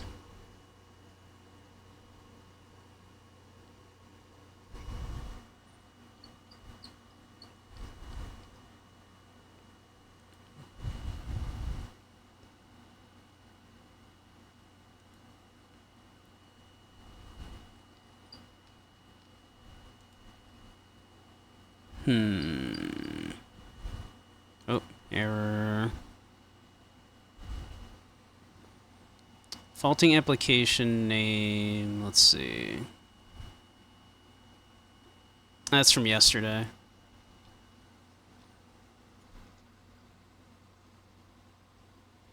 Oh, and that error is from before I started streaming. So no errors have actually come up since I started streaming. Like literally nothing, no error has happened since I started streaming.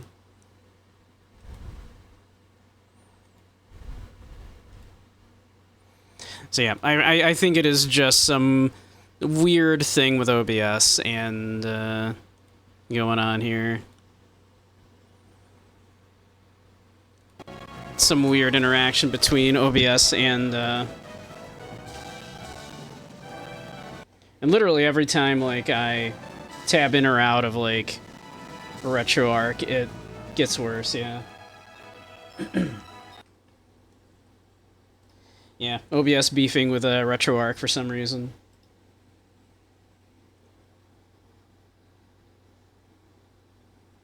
I have to wait until something fatal happens.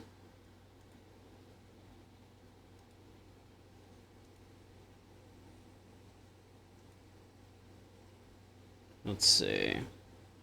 I'm gonna try turn that off, give it a second here. Then we'll turn it back on. Yeah, yeah. Alright, well, we'll finish out the map. Then we'll see what we can do.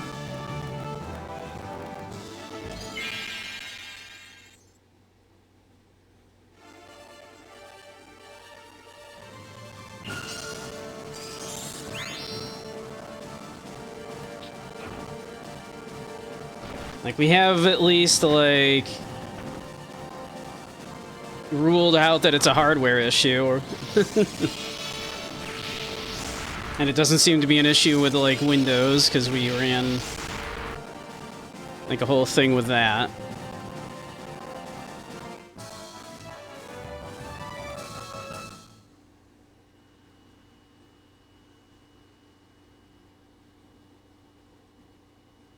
Yeah. Is what it is, I suppose. It's unfortunate, but...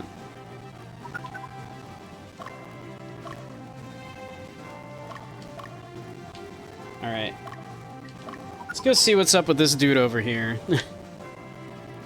It's just standing there menacingly in the forest. Ba-ba-da-ba. Alright, nothing over here. Noted. Okay. Alright, come back here. Alright. You need to continue over here, because that is where the witch's hut is? Yep, correct. Alright. We want to get your troops raised. It's my turn? Alright, let's do this. I guess this dude is just here.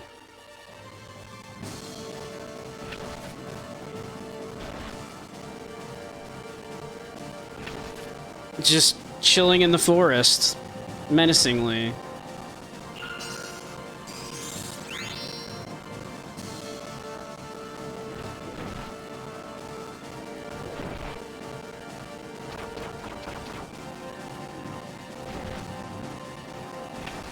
Was kind of expecting like we'd walk up to him and he would have something to say.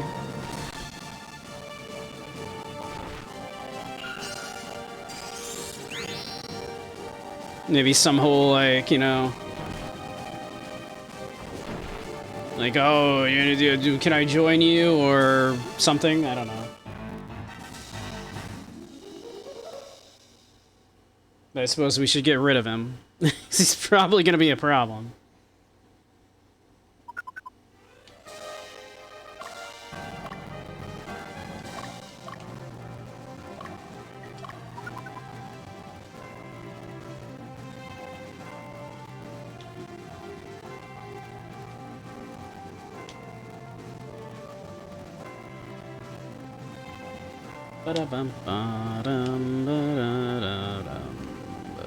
Oh, he's running away. So he's worried. He's clearly worried.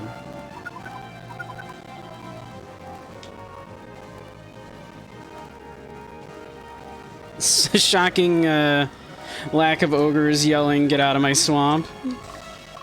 It's true.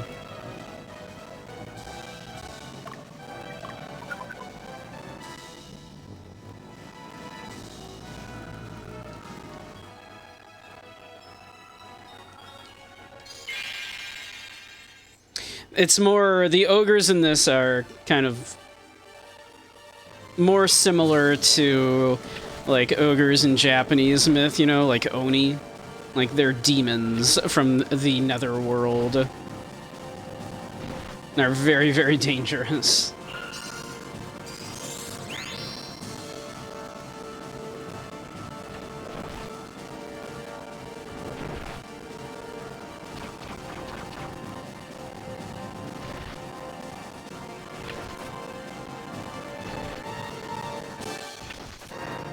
Like there's like a little berserk going on here, if you're familiar with the manga or anime berserk. Like in Goblin Slayer. It's more berserk than Goblin Slayer. It's more like, you know, shady political figures going up to desperate men and being like, here's this thing. Take this thing and sacrifice everything you have to gain power. So it's like it's a little more berserk than it is anything else.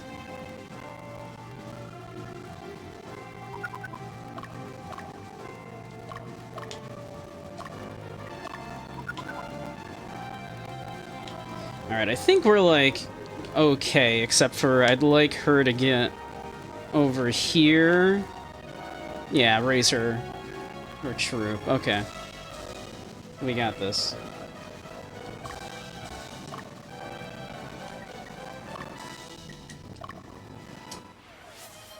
Thank you, Jagoon. But yeah, I looked actually to see if, like, the creator of this game, the director and the writer, because it's the same guy that did Final Fantasy Tactics, right? So I looked it up to see, like, has he ever mentioned if he's, like, been influenced by Berserk? Because Final Fantasy Tactics is also basically, like, baby's first Berserk, right? Ah, delicious iced tea. And I say that lovingly, as someone who just, like, absolutely adores Final Fantasy Tactics. It's one of my favorite games. Right? Like, it's got some very real similarities to Berserk, right? You want to play an SRPG? Hey, Renala. Why don't you? What's stopping you?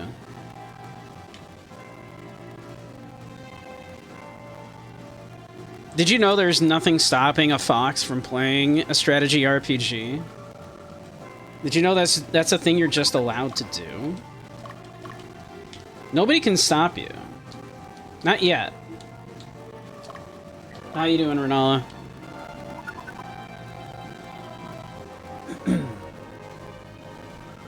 Renala, have you played this one? Ever played Gain Ground? I have not.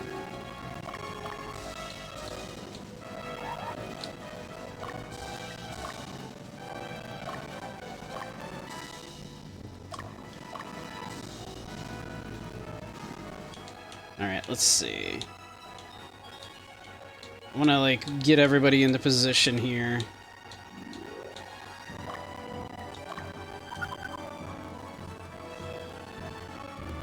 Gain Ground is neat. I'm not familiar.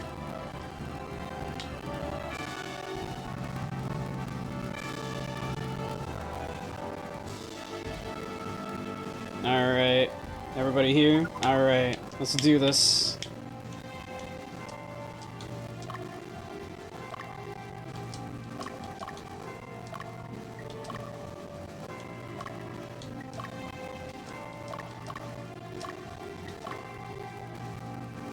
Played it on the Genesis collection on the PSP. I see.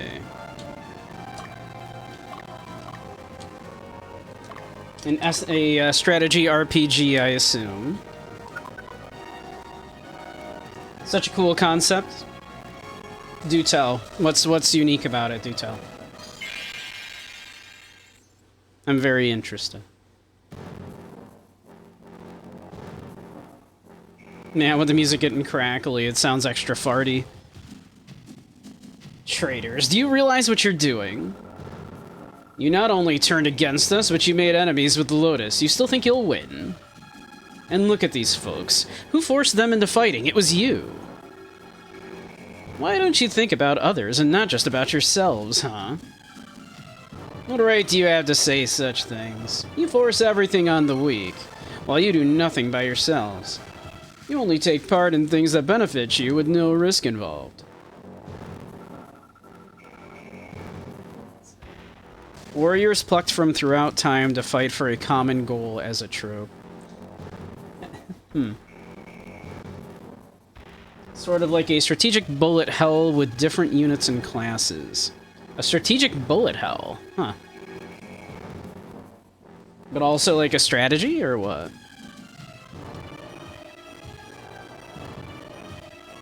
Don't you realize you're doing exactly the same thing? You see us as the only reason for your so-called suffering. You blame us for everything. What have you done about it? Nothing. Nothing but constant bitching. Learn how powerless, selfish, and foolish you are, and accept your fate. Yo, he's got a sick-ass sword. We're not so different, you and I, yeah.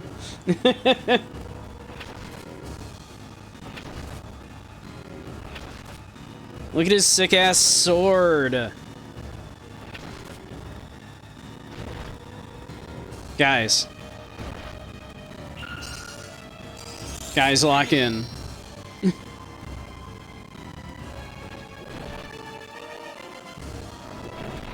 Jesus, that damage. Holy shit. Oh my god, that damage.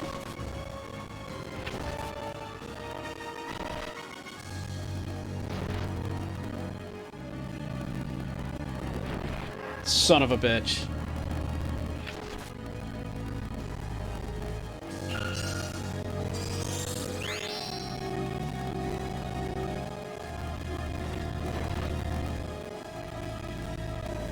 You're locked in. I'm not shocked. I'm not surprised to hear this.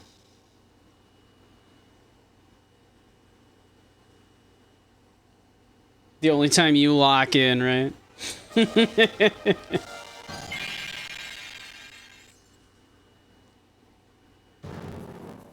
Oh, I have to talk with him too. This is it, Rod. This time I will stop you.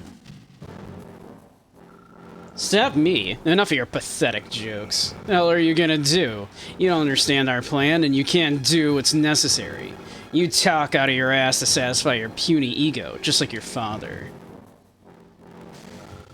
Shut up. Keep my father out of this. Get ready, Rod. Maybe it's Raid. I don't know. Rod, maybe? I don't know.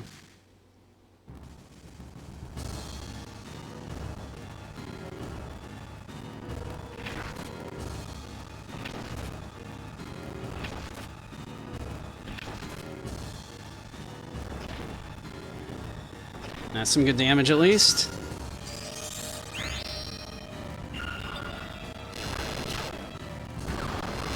Okay, we got him. He's smoked.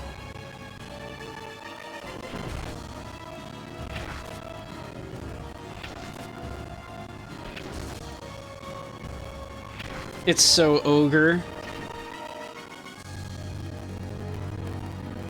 It's ogre for you, Rod.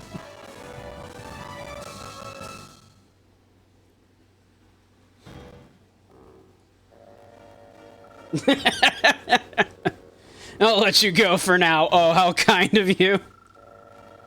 But don't forget, you brought the suffering to the kingdom. If not for you, Lotus, the Bolmakans would never have been involved in this war. Keep that in mind, damn it. It's your fault I did this. It's your fault. You didn't win. You didn't win. Yeah, so it seems to be a draw, he says. Like, fighting for his damn life. Gasping for air.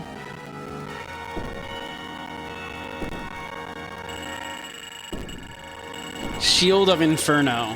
I would have preferred his sick-ass sword. That sword looked cool.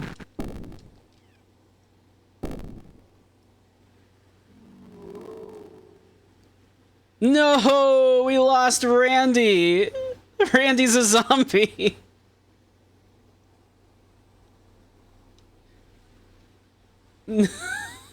No, not Randy.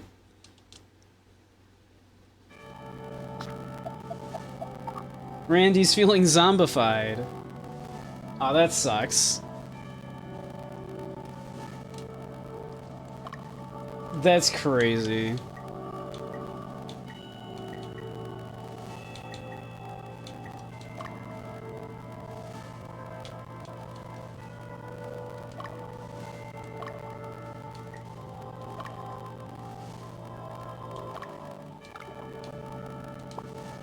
Let's see.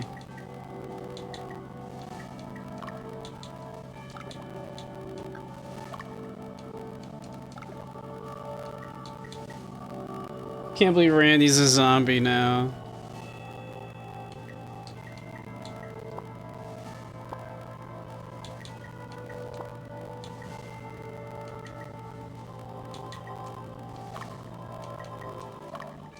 Yeah, let's see. I wonder if it's worth keeping him in.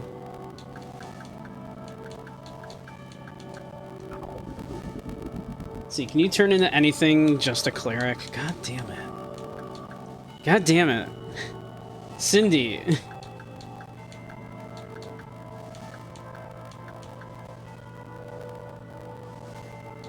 Her alignment's too high to be a sorceress.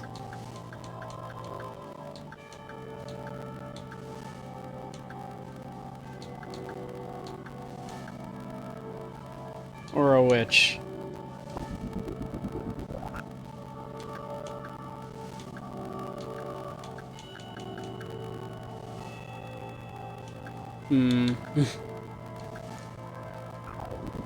Wonder if these... Can you guys turn into anything interesting?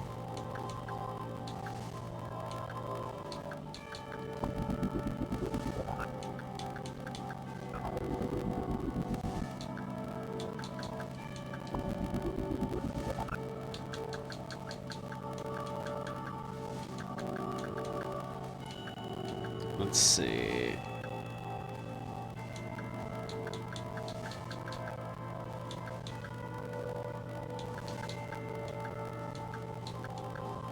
Looks like we got ads coming up in a few minutes. I guess once ads start, we'll switch over to VRChat then. That's probably a good plan, since the audio here is freaking out.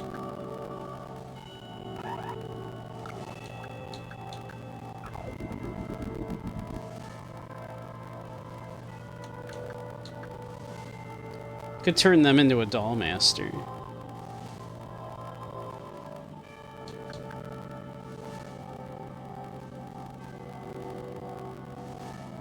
Can't be a wizard.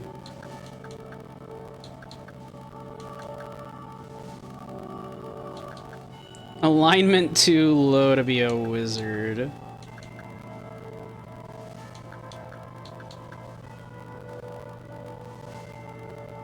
Hidden fortress in my future? Perhaps.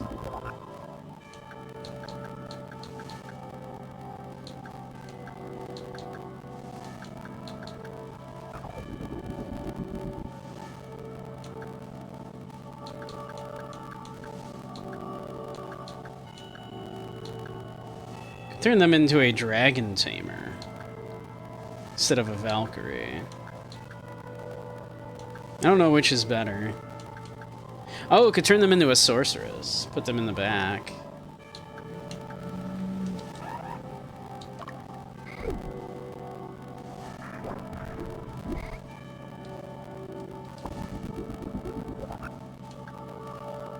What about you? Turn you into a dragon tamer.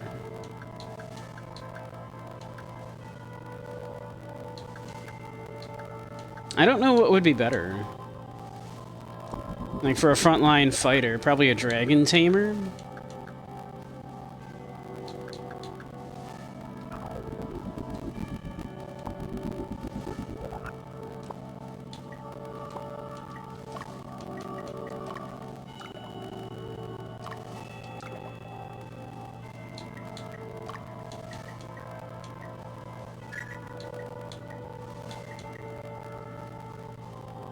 Let's see.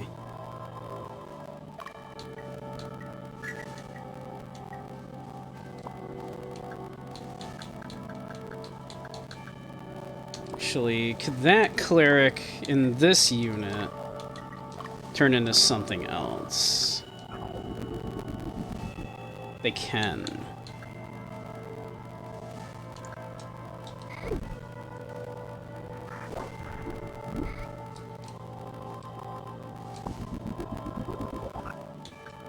Then you can be a cleric, right? Yeah.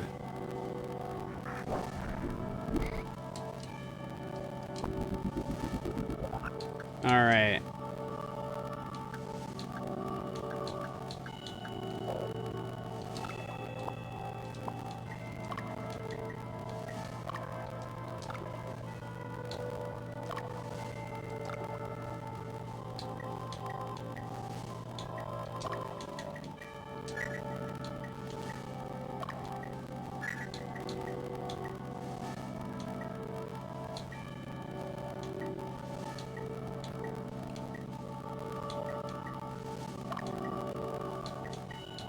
Let's see, if you go there, you only get one cleave.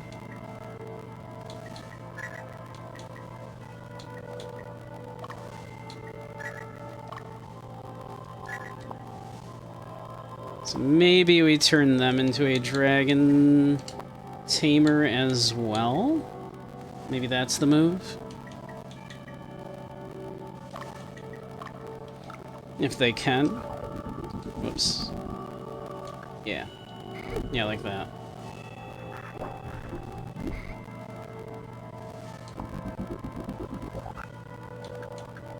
That seems kind of neat.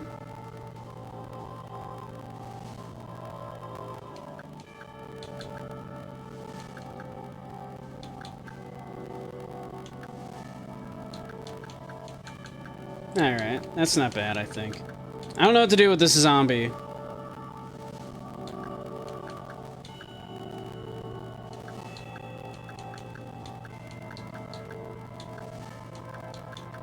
I don't know what to do with him.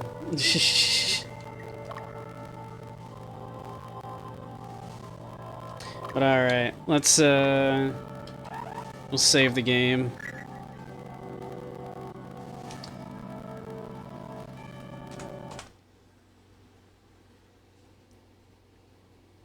Alrighty. And, yeah, looks like we got commercials starting, so we'll be right back, and I guess we'll switch over to VRChat.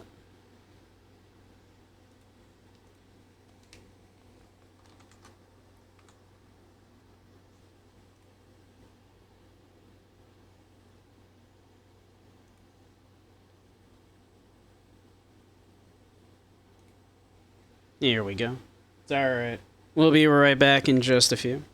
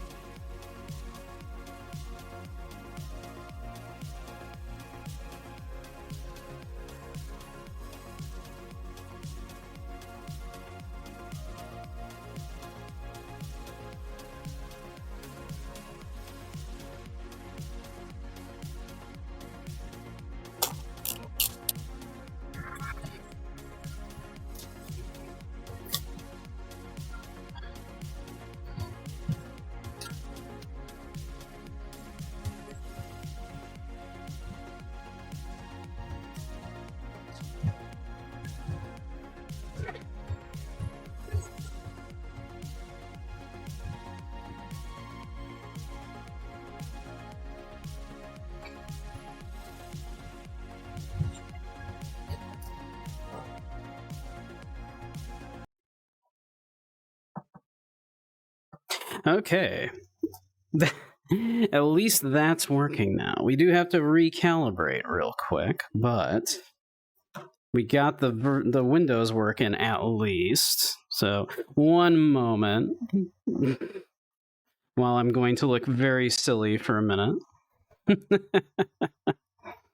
So 1 second here.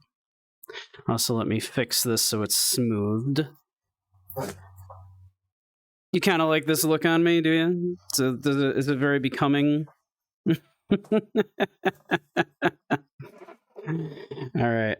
I'll put myself in a T-pose here for a moment. And then I will recalibrate. What a weird issue. I don't know why it's been doing that.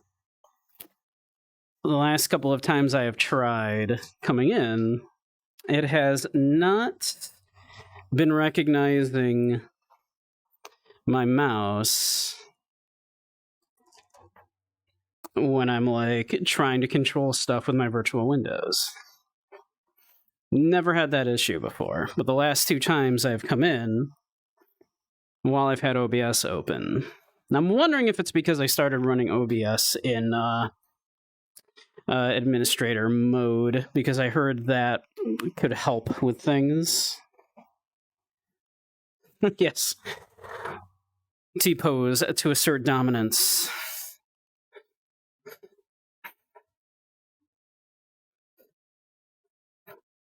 Very frustrating.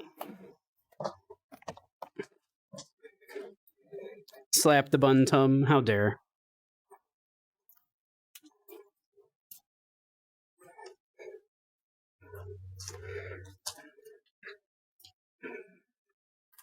All right, there we go.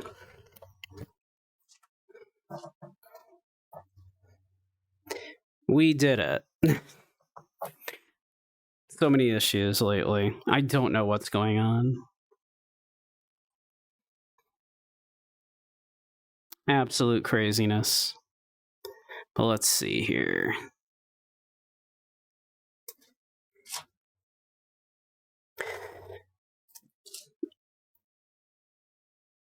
Just as you're about to hang your coat. Here you go. I can do that. I can put one up like that, so you can put like your hat on there.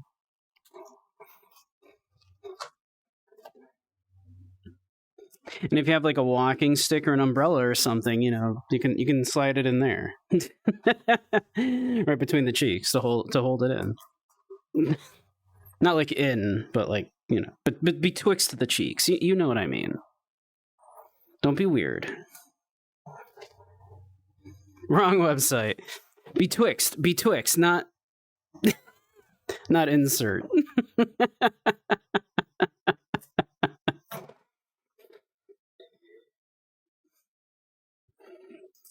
Betwixt.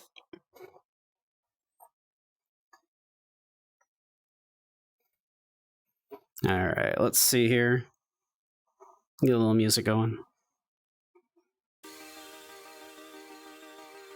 Let's see.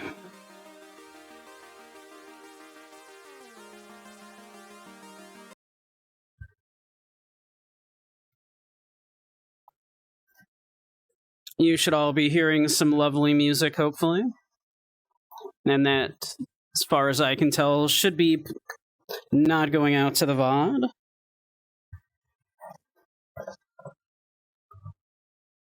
Hopefully you're hearing some lovely music.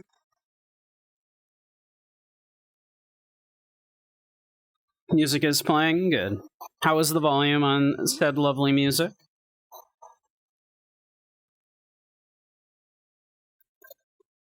I hope volume on said lovely music is good.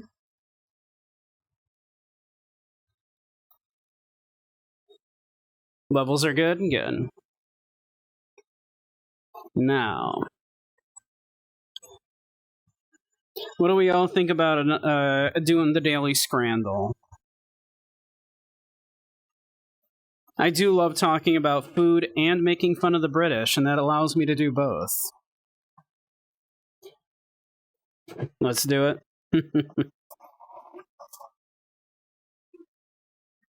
I do enjoy doing the scrandle.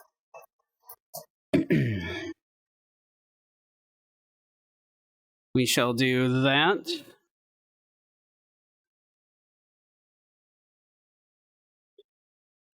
Let's see here.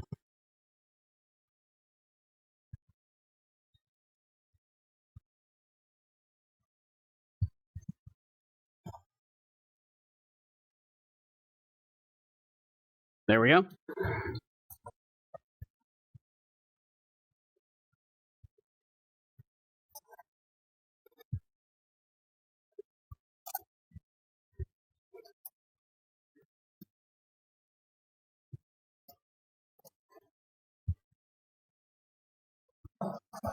Let's move you back here a little bit, chat. Now we'll come back here. So I can present all Vanna White style. All right. Let's check out the scrandle. This, of course, starts with a little bonus round. We have from the LA Rams Stadium, United States, a cheese quesadilla and a pint. And this was in 2024. So like 2 years ago now. That sad-looking quesadilla and a pint is a $24.15 converted to pounds. So that's like $20. $20 for a beer and a very sad-looking quesadilla. With a little bit of spooge. I suppose quite a bit of spooge.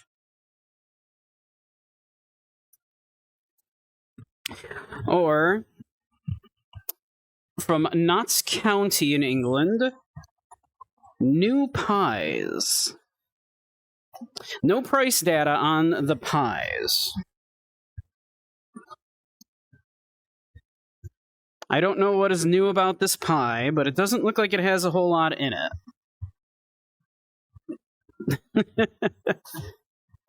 So it's kind of a sad looking pie here. I'm guessing that's some cheese.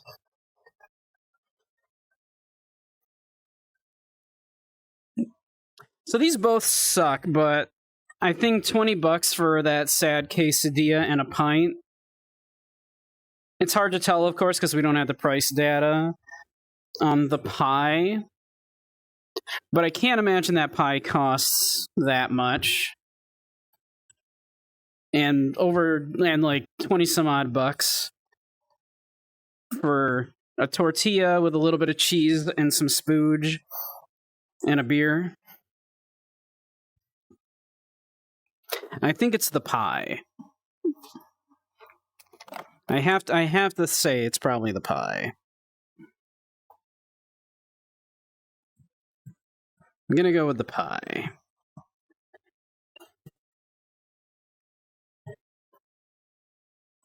All right.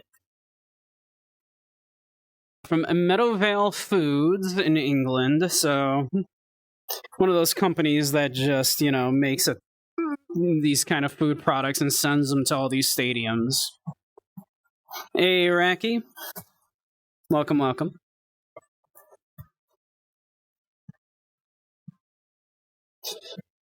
So a sizzling chicken piri piri filet burger. No price data on that. No price data on either of these. So that kind of makes it difficult. So, sizzling chicken piri piri filet burger. That is in England, so it's suspect. You gonna pick the bunny in the middle? Whoops, I didn't mean to click that. Whoopsie. Sorry.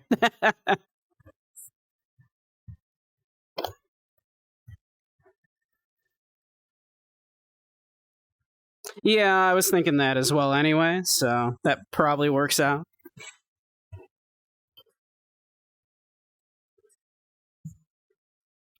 Both these are garbage. Burger with a side of bunny. The left, yeah, I agree. I think but it was also probably like a promotional picture as well, right? Like, the one you get in the stadium is probably not going to look that good.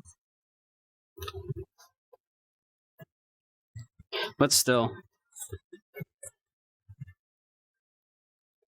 All right. But from Atlético Nacional in Colombia, a chicken skewer with chips and cabbage. That looks kind of good. I have to say that looks pretty good. $2.82. That is dirt cheap. Holy crap. That's in Colombia, so their food prices must be low. Or cheese and onion pie for $4.50. I don't think that's even close. I think it's that chicken skewer 100%. That's cheaper and that looks so much better. Yeah, that looks so good. That looks really good. Like, that genuinely looks good. The fries look a little sad, but other than that, like, the chicken itself, the cabbage looks good. I don't know what that dip is exactly, but I would dip some chicken in that. Hey, Margbun, welcome. We were doing a little Ogre Battle 64 earlier. Audio issues still happening, so now we're doing a little VRChat. And so now we're making fun of British food. Although actually that's Colombian food. So only the onion pie on this particular matchup is British food, to be fair. Which looks like crap. I think it's the chicken skewer all day. Yeah, easy. Yeah. Easy.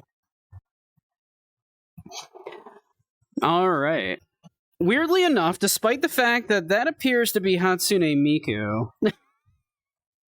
this is from Los Angeles, apparently.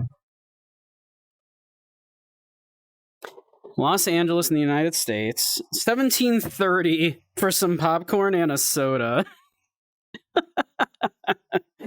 However, it does come in a Miku bucket. You get a Miku cup. So, boy, you're paying a premium for that Miku stuff there, huh? Or alternatively, from New York City, some cheesy garlic bread with pepperoni and marinara sauce for $12.80. So that is much cheaper. That's some actual food going on there versus popcorn and a soda that just happens to have a Miku bucket. Koseki bio.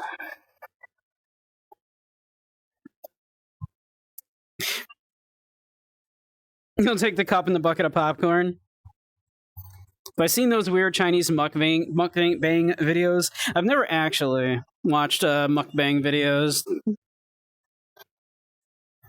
You gladly pay $50 for a Miku bucket and a cup. Gimme, gimme, gimme. I was gonna say if Zyre's here, he is going to want the Miku like one, even though he would be paying the equivalent of probably like 20 American US dollars for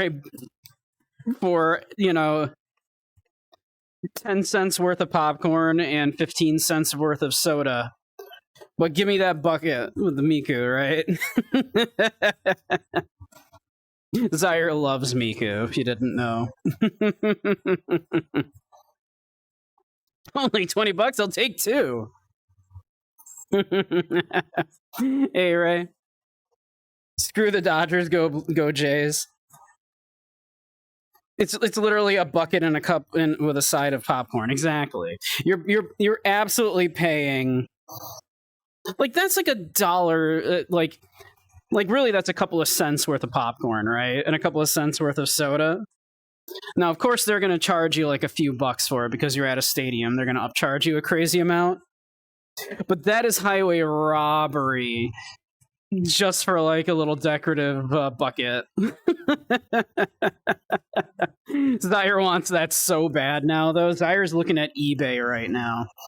Zyre right now is like, Los Angeles Dodgers Miku popcorn bucket. Yeah, Zyre loves Miku. I think that's supposed to be Miku. I'll admit it's very cute.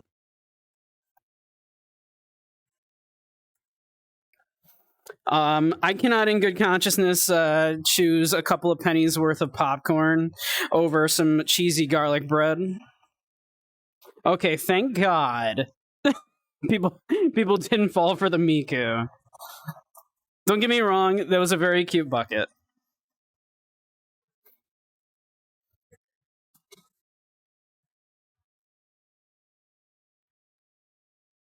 So jiggly.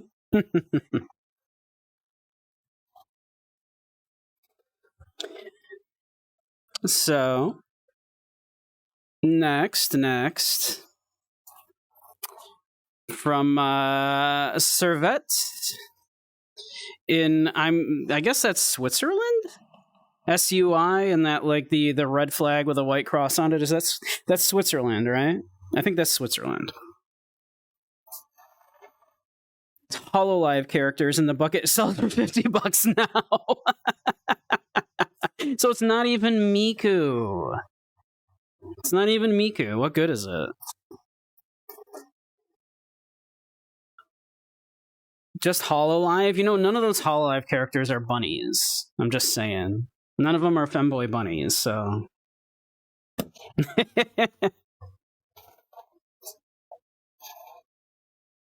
Yeah, Switzerland? I thought so. Okay. But burgers and kebabs, a new style of footy scran. I don't know what that is supposed to mean, but that is what that says down there. It is down there.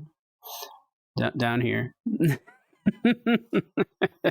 A new style of footy scran. No price data. Kind of a good-looking burger, honestly. That ain't a bad-looking burger, I gotta say.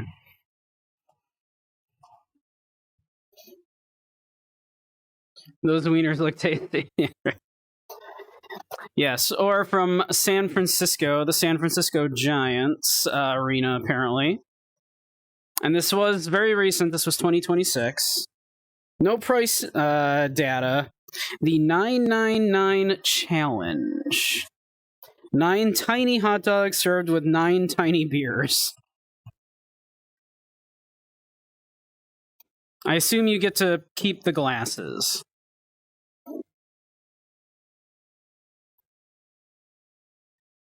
No price data. I would like to know how much that is.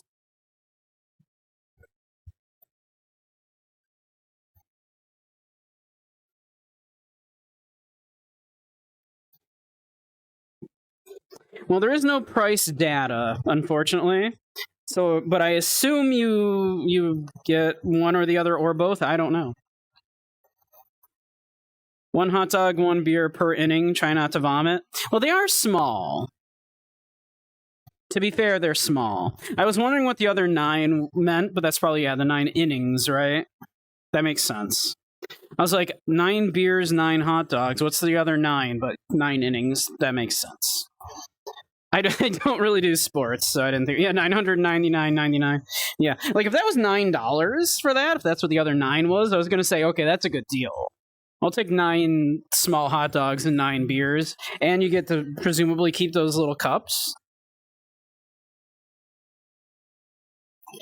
You'll pick the bun. Well, you get the bun. The buns come with the hot dogs. Clearly, the buns come with the hot dogs. You get the buns. I must be in a weird spot in my play space. My shit is drifting. 1 second. I'm gonna try to recalibrate here real quick. In a way that will hopefully help with that. There we go. I think it's definitely the burgers and kebabs.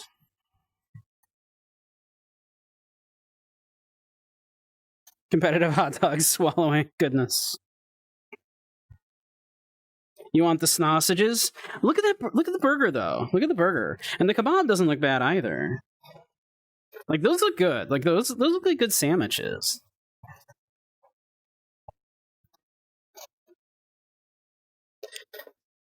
So I'm afraid you're outvoted. I think I'm going with the burgers and kebabs. Okay, more people did pick the burgers and kebabs. All right. Ooh, from Kobe. V-Cell in Kobe. Very recent. This was 2026. You know how that sounds. I think the Swiss should stick to fondue and Toblerone. I do love Toblerones and fondue.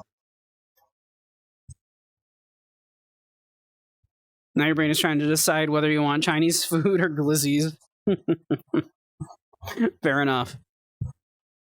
Well, this would be Japanese food because this is in Kobe. This is pork gyoza and chicken karage. For the equivalent of $6.60, that's pounds, British pounds. That's not a bad deal. Food in Japan does tend to be very cheap. That's probably a little on the pricier side, honestly, for Japan. But this is a stadium, so there probably is still that stadium upcharge. But that's not a bad price for some pork gyoza and chicken karage. It does. It looks really good. For those of you who might not be familiar, gyoza are basically Japanese pot stickers, like dumplings. And karage is basically chunks of fried chicken. It looks really good, and that's really cheap. It is going up against Bishop's Stortford in England meal deal. Looks like you get a... I don't think that's a burger. I think that's a chicken patty. That doesn't look like a burger to me. That doesn't look like beef. some chips, and a soda for £9. So the pork and gyoza is significantly cheaper. That's like significantly cheaper. That's almost a third more. Yeah, chips. Yeah.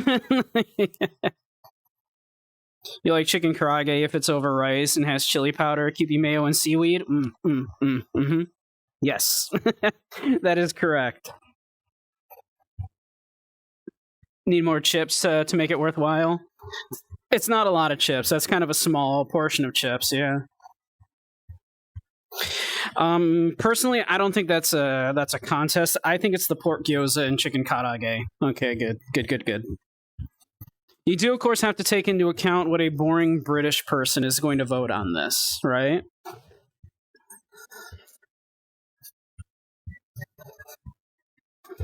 All right. So,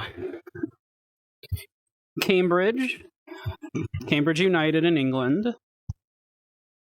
Pigs in a blanket hot dog with cheese and fries. As always, the cheese is not melted in the slightest. Not melted in the slightest. Never is. You got your chips. I'm sure the sausage is fine. The Brits love their sausage. A bacon-wrapped wiener with unmelted cheese and some chips for $7.50, which is not a ton. That's not super expensive. That's probably what I would expect to pay for that at a stadium where you know you're getting upcharged. If I went to, like, you know, a food cart someplace and got that, yeah, I'd expect it to be $5, but you're gonna get upcharged at a stadium, obviously. Say that a massive poke bowl with salmon, avocado, and egg yolk with ponzu sauce sounds like an absolute... Oh, that does sound amazing right now.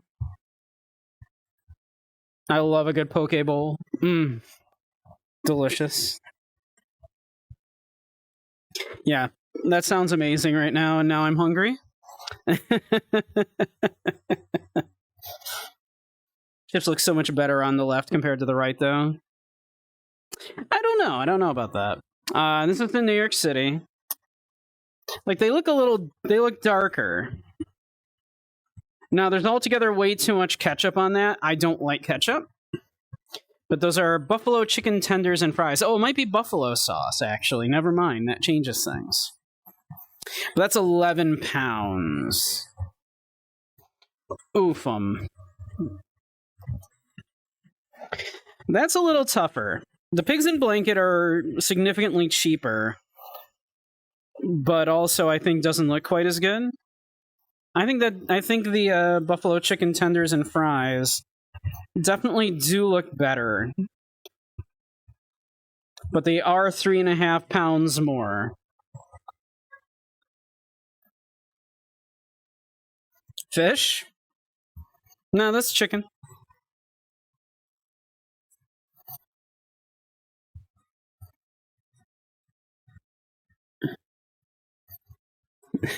Fish? What do you mean fish?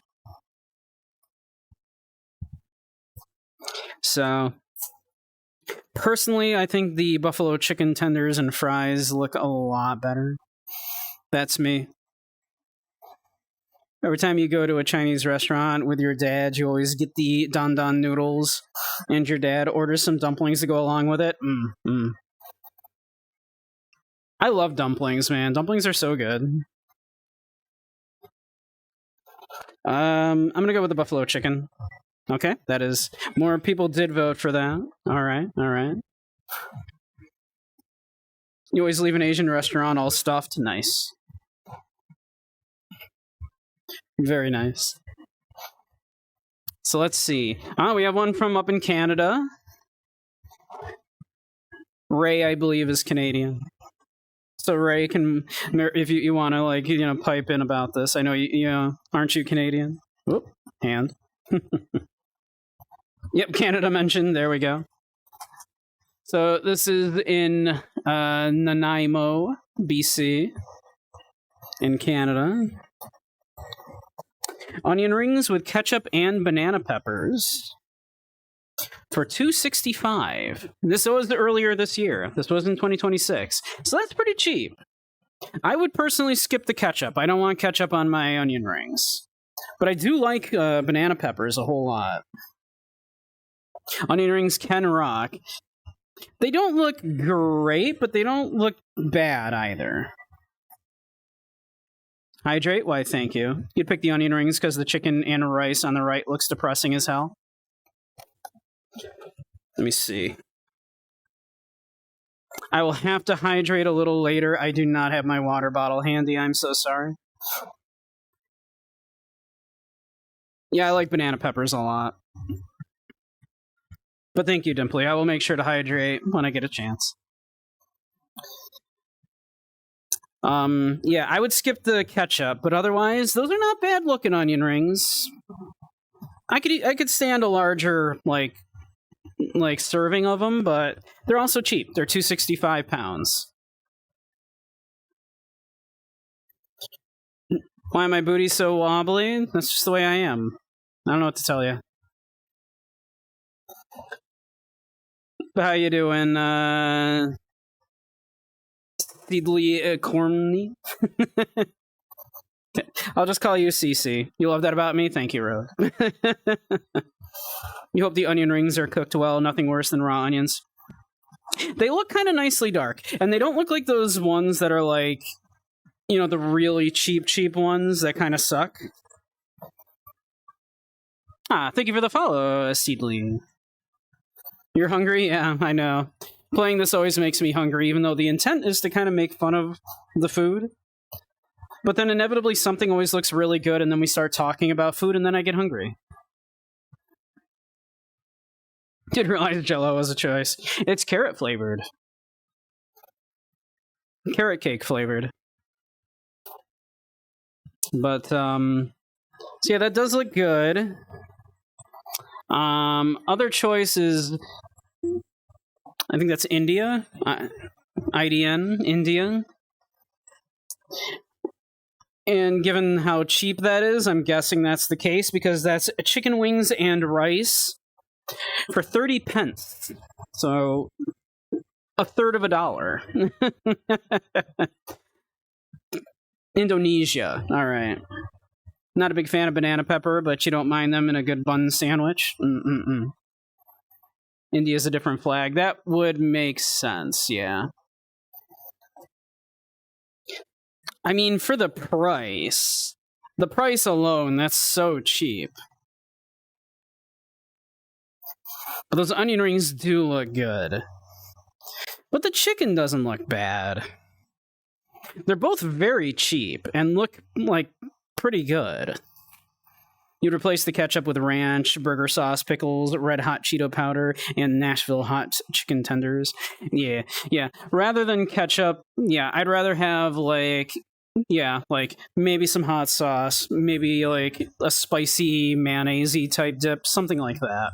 I'm not a big ketchup guy. I think ketchup just makes everything taste like ketchup. And I kind of want to taste my food. I want the condiment to complement the food, not completely take it over. And I feel like ketchup just makes everything taste like ketchup.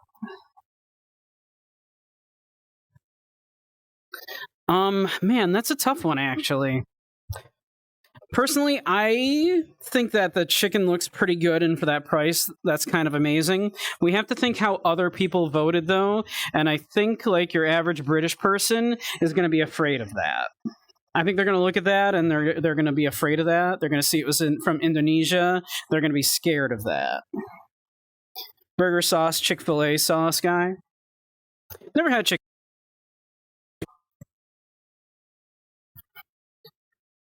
I'm going to go with the onion rings, even though I think that's the coward move.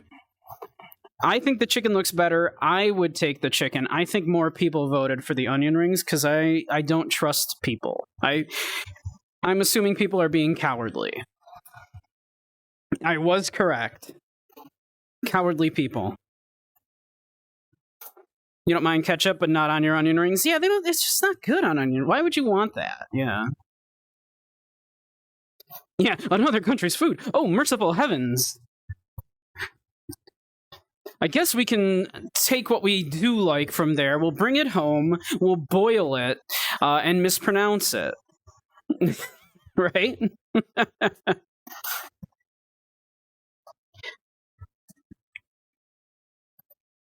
Fighting the world for spices and not using any of them, yeah, and then mispronouncing all their food, right? Mispronouncing it all. The fries and chicken look good. They do. So that's from Belgium too. So in Belgium, standard liege, chicken tenders and fries with an andalouse sauce. Those look amazing. And it's Belgium, so you know they take their fries seriously, right? I think if you serve bad fries in Belgium, I think you get arrested. So I believe that those are good fries. For $6.70. Exactly. They basically invented pommes frites, right? Like obviously, I don't think the Belgians are the first people to look at a potato and go, "What if I fried that up and cut it up and fried it?" I don't think they're the first people to ever do that, but they did popularize it, right? And they know their shit there. I trust that those are some good fries. Or in Reading, from Reading in England, chicken and rice tray for £8. It looks like we have unmelted cheese as always. The cheese is never melted. Some lettuce on the bottom. I guess that's chicken and, of course, beans. I love beans, but boy, not as much as the Brits do, apparently. Welcome, Katsu. Yeah, some wilted lettuce. The lettuce wilted, the cheese cold. So you've got your warm lettuce and cold cheese. Perfect, right? Unmelted cold cheese, wilted lettuce, pile of beans. For £8, that's more than the chicken tenders and fries from Belgium. You know those are good fries. Why do the Brits hate food? I'm saying. You love beans too?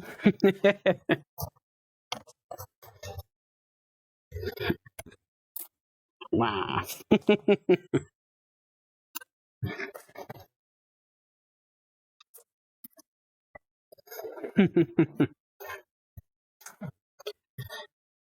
Yeah, it's definitely the fries. Like, I don't think there's a question here. Yeah, by a considerable amount.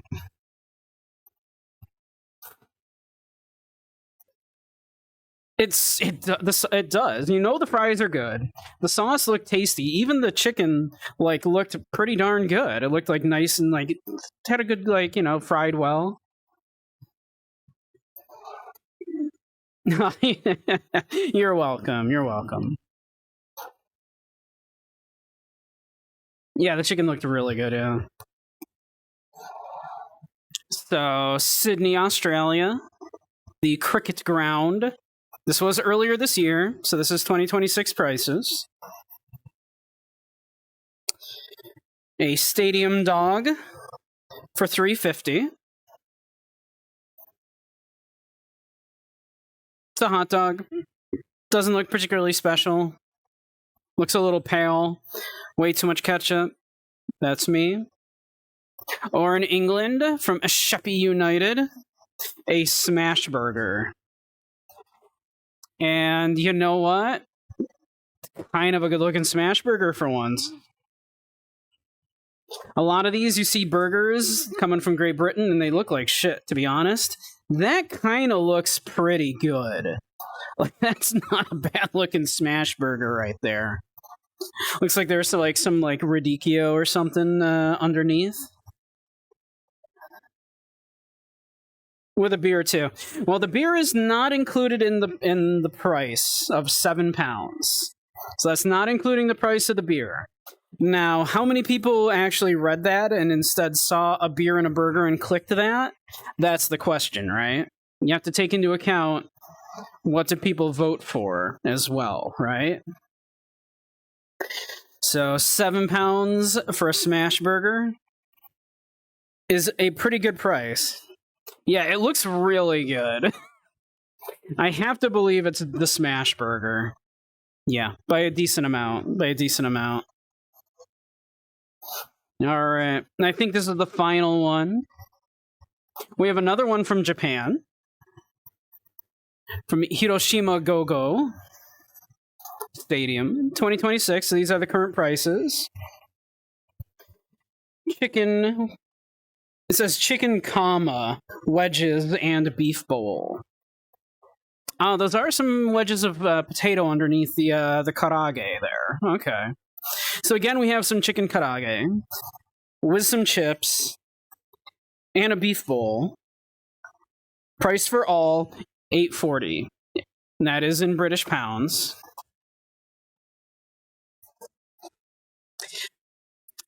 Honestly, for Japan, that's a little pricey. Japanese food is usually cheap. Again, this is a stadium, though.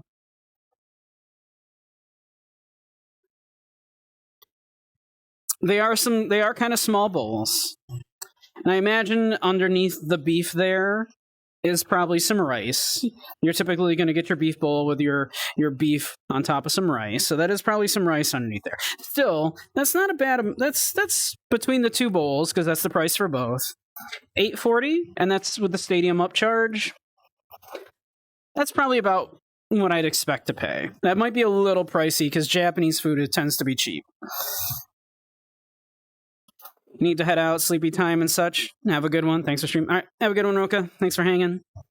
Night-night.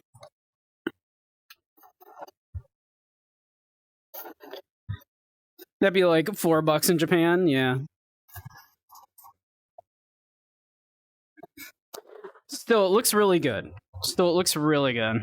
Or how would you like some sushi from Dallas? So this was at the World Cup this year, 2026, in Dallas Stadium. 4 pieces of nigiri for £13.45. For 4 slices of nigiri. 4 pieces of nigiri. Which looks like 2 pieces of tuna, 2 pieces of salmon. That bottom piece of salmon looks not great. You do have a big old nub of, like, cheap wasabi, of course, and your little pile of ginger.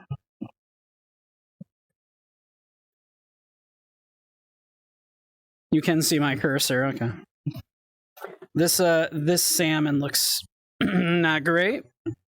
Not great.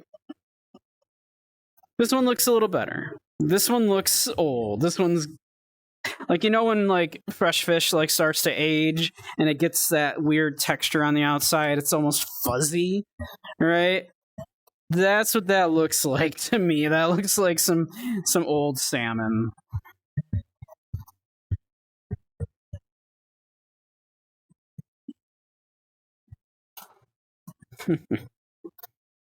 Yeah.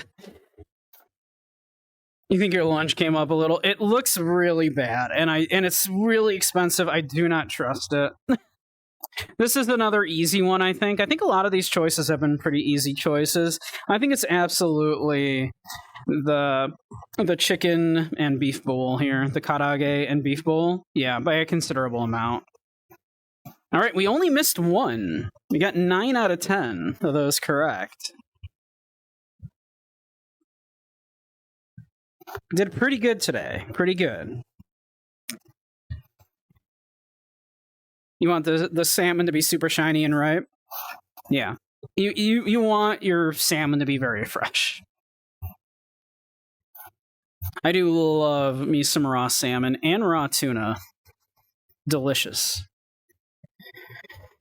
You yelled at a customer for buying Walmart sushi earlier this week. Hey, sometimes, you know, sometimes you just feel like rolling them dice, right? Sometimes you gotta roll them dice. It's like, all right, no food poisoning, no food poisoning.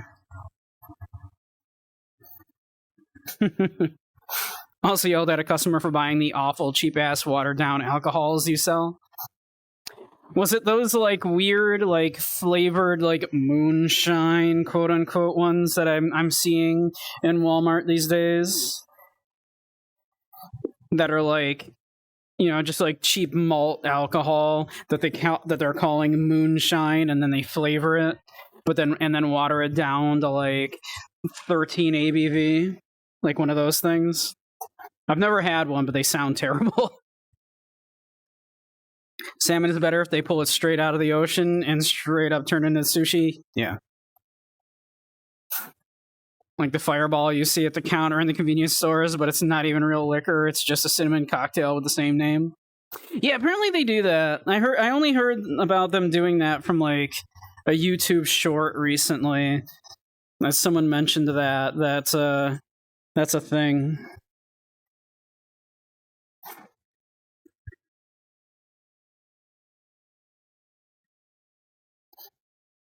Kind of crazy.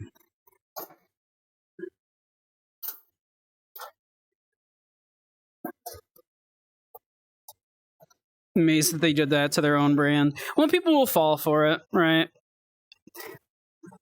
Like they'll drink it and then they'll not get drunk and then they'll go back and they'll be like, what was this? And the person at the liquor counter will go, oh, that's, you know, that's one of their branded cocktails. That's not the whiskey. That's not, you know, 80 proof.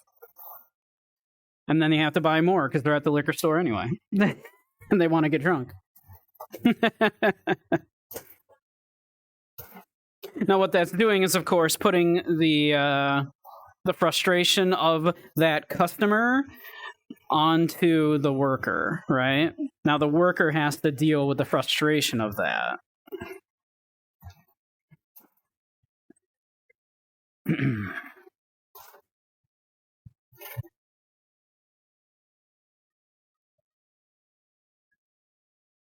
You don't know why, but a draft beer with a pretzel crust, pepperoni, and vegetable pizza sounds so good, but you never drink alcohol. I don't drink very much either.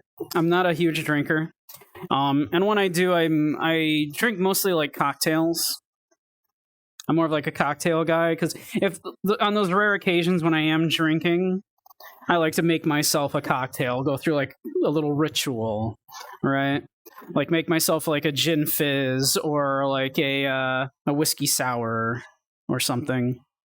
Oop, my music cut out there. One sec.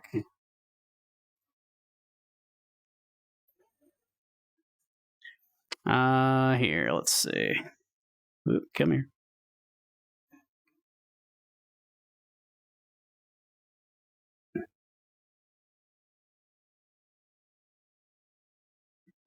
Here, let's skip down to here.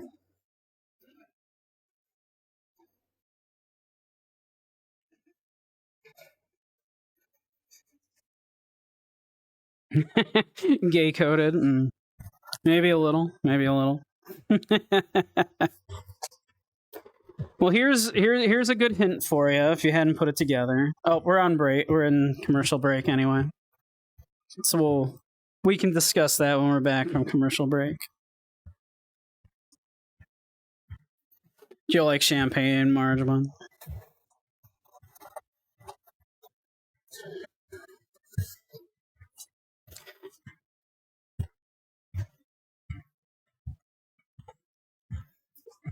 $60 to $40 champagne with a massive plate of sushi sounds absolutely delicious. Ah, nice. Nice. You can hear me, so you're not in commercials at the moment. That's good. I do like champagne. I like champagne with orange juice, a mimosa, delicious. But yeah, as for the gay coded, well, if it's not obvious, okay. So while I do love a nice cocktail, I do occasionally like a good beer. I like a good craft beer. I like a nice dark porter or a stout, for example. Delicious. And so if you're like, huh, cocktails, but also beer, correct. Bisexual as fuck, yes.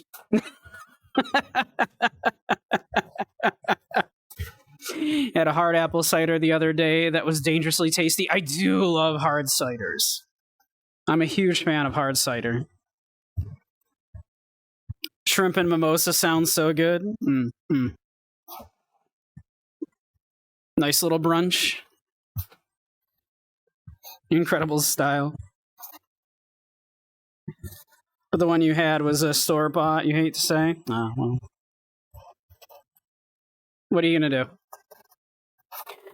I have been fortunate enough. They're closed now, unfortunately, but there used to be a local winery. I've mentioned this a few times that used to specialize in fruit wines, meads, and hard ciders. They did amazing hard cider. It was so good, and a lot of different varieties of it too. It was so good. They just retired. They ran the winery for about I think about a decade and a half, and then they retired. Yeah. You only drink hard cider? I do love hard cider. Yeah, they had a lot of different ones, ranging from very, very sweet to very, very dry. Yeah, they were great. They had a whole kind of growler club, right, too, where you could take your big old growler there. You pay for it once, right, and then you could take it back and refill it. A huge ass growler for $5, as many times as you wanted, and it was it was so good. Nothing better on a super hot summer day than a nice semi-sweet hard cider, not super sweet, a little dry still, but little of that, nice and chilled, maybe with a little ice. Oh my god, I miss it. I really do. It was so good. Soda and fruit juice, and also water. Those two. I drink a lot of caffeine. You'd not mind that? Oh yeah. Yeah, no, it was so good. They just, or if you wanted super sweet ones, they had one where they fermented it along with, and then I think back sweetened it after the fermentation too, because it was very sweet. With maple syrup as well. They had a maple syrup hard cider. Very sweet, but very good. So I think they fermented it with it, but then also back sweetened it. Once it was done, they added a little as well. Love a Louisiana style root beer. Ooh, I don't think I've ever had a Louisiana style root beer. I've had sarsaparilla. I've had lots of old timey soft drinks.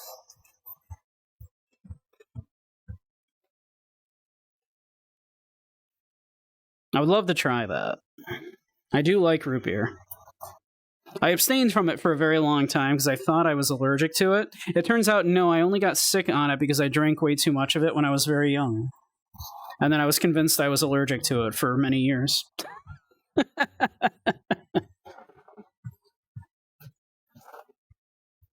was just because, no, I just drank too much and upset my tummy twice. If it's made with cane sugar and it's in a glass bottle, oh yeah. I love sodas made with cane sugar rather than corn syrup, yeah. Wish you could drink soda? Aw. Can't drink soda? Is it the caffeine or the calories or what?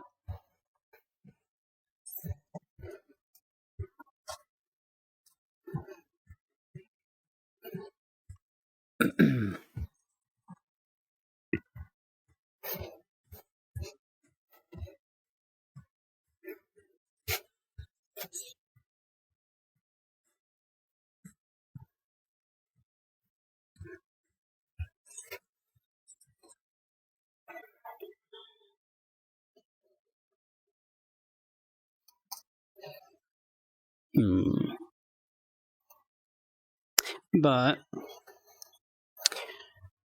Let's say, shall we do like a tier list or something?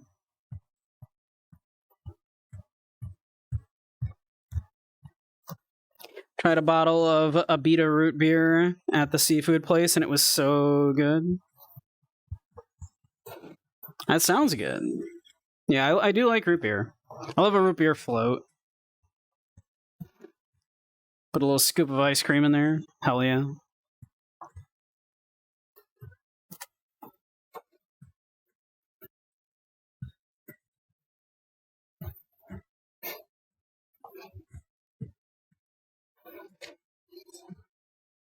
Gotta go for a walk and get a bite to eat. So you'll be listening more than watching for a bit? Okay. Get something good. Let us know. Bring some back for me. You were drinking too much soda, and it was not doing anything good for you. I know that feeling. I drink a lot of caffeine. I need to drink at least some caffeine, or I will get debilitating migraines, but I drink way more than I need to be fair.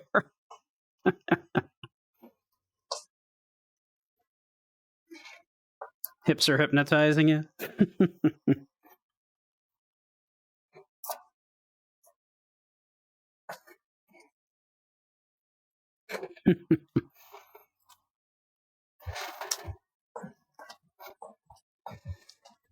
Drink 8 cups of coffee a day, then a quart of tea every night. That's probably close to what I drink, yeah. I drink an awful lot of... Currently, I've been drinking a lot of iced tea because my local store has been out of my beloved Coke Zero.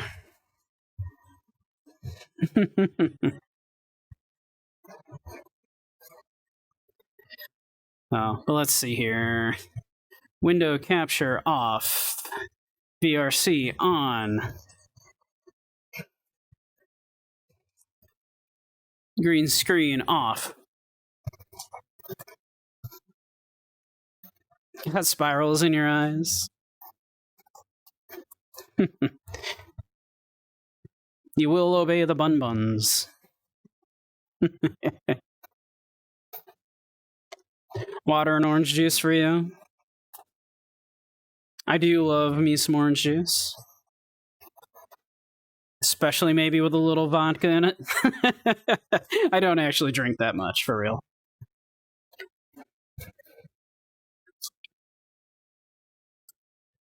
Well, let's see. Let's go to the tier list world. We'll find a tier list.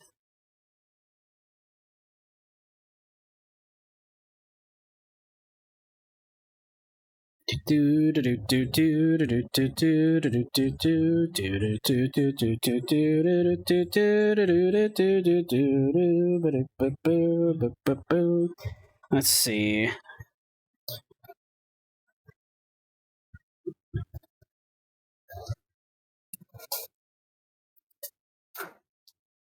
Beige Bunny S plus tier, aw.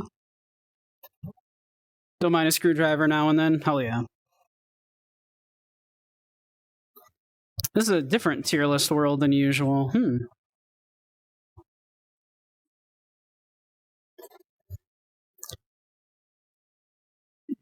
Let's see. I wonder if this one's new. Yeah, let's see.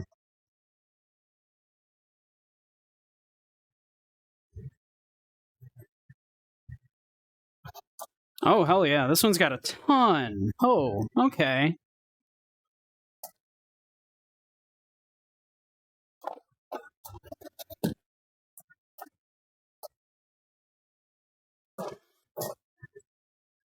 They have a ton. Tier the tier lists. Okay, let's see. So all tier lists, that's of course including all of them. So that's got to be like on C tier because that's, you know, it's got its ups and its downs. The all tier list. Animals. Unshockingly, I'm a fan of animals. I like animals. Some of them are kind of not so great, but I like a lot of animals. So animals are probably like A or B. Animals are pretty good. Animals are pretty good. Anime and manga. I am a big fan. I am a giant weeb. And plus, they're fun to do tier lists on. So, anime and manga tier lists are probably like an A. Argentina. Don't really know much about Argentina, I have to say. That's probably like a C. Bunnies, A tier, yeah, that's true. Alright. Wow, yeah, there's a ton here. Holy shit. Yo, board games? Card games?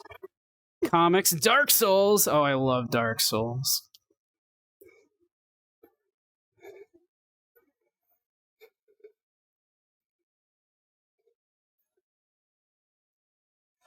Man, holy crap. It's so much anime. Let's see.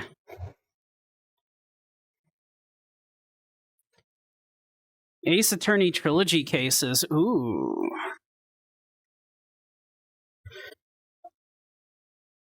Agretsuko. Anime arcs, manga list. Anime character hairstyles. That could be fun.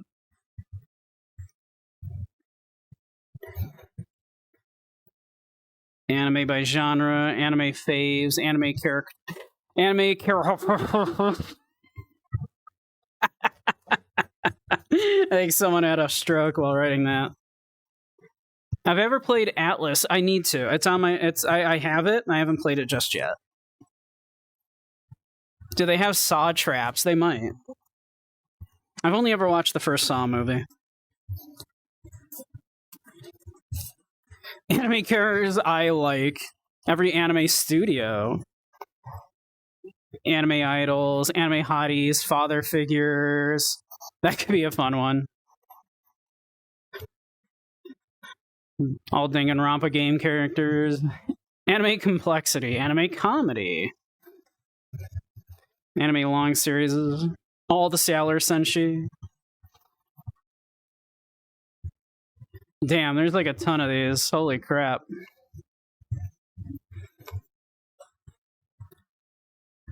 Alright. Let's do something like food. Let's find a food one. Oh, wait, I saw JoJo. Oh. I do love JoJo.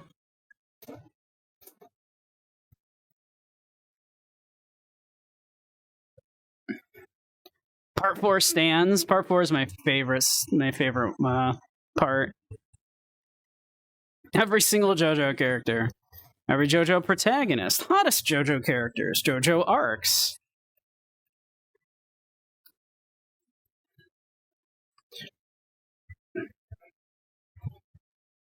Yada yada does he.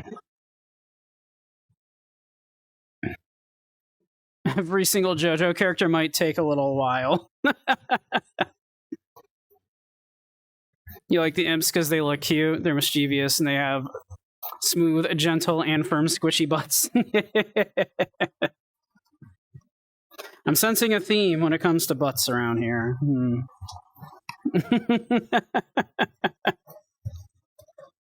Gonna call it a night, Grumpy. All right, have a good one, Grumpy. Thanks for hanging.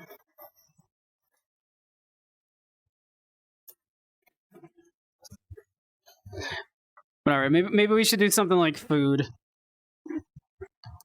beer and alcohol, board games, card games. There's got to be one that's just like a bunch of different food ones. There we go. Food and drink. Let's see. Fast food chains. That's 110 fast food chains, though. That's long. We'd be here for hours. Let's see. All Pringle flavors. Appetizers.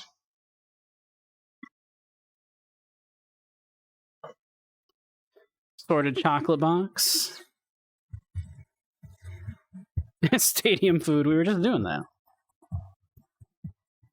Bar snacks. Berries.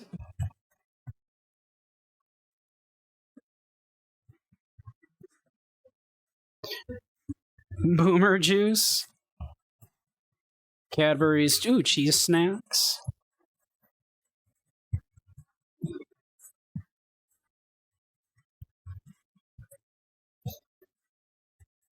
Holy crap, there's so many.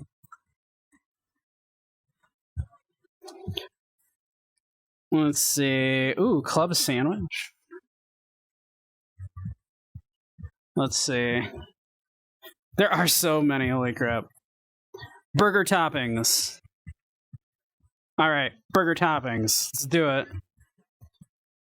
Most content has been reviewed, but some inappropriate content may have been overlooked. If you encounter any NSF tier lists, please report them. Alright, I'm going to assume we're good.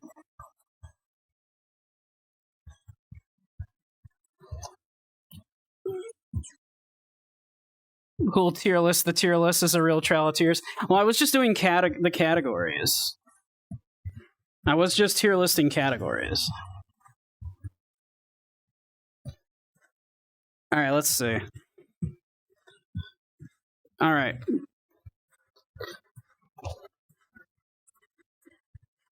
Here, I'm gonna come up here.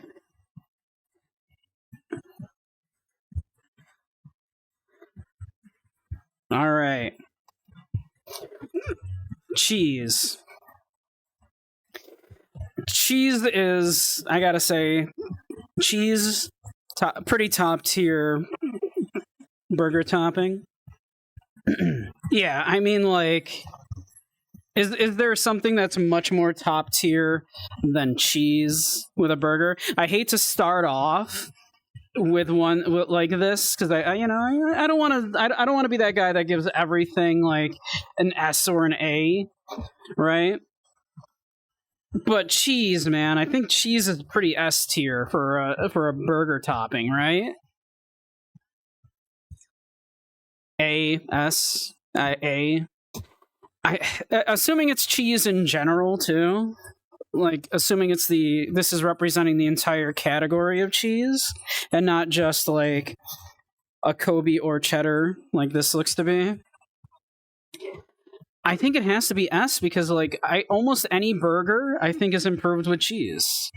It's hard to find a burger that isn't better as a cheeseburger.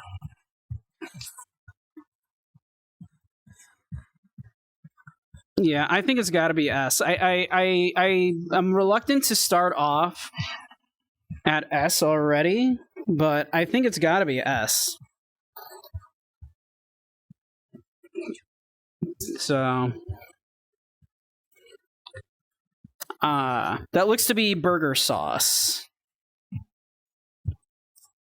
I think that's a burger sauce, probably. Love cheese on burgers, and you love bunnies? Aw. Well, you've come to the right place.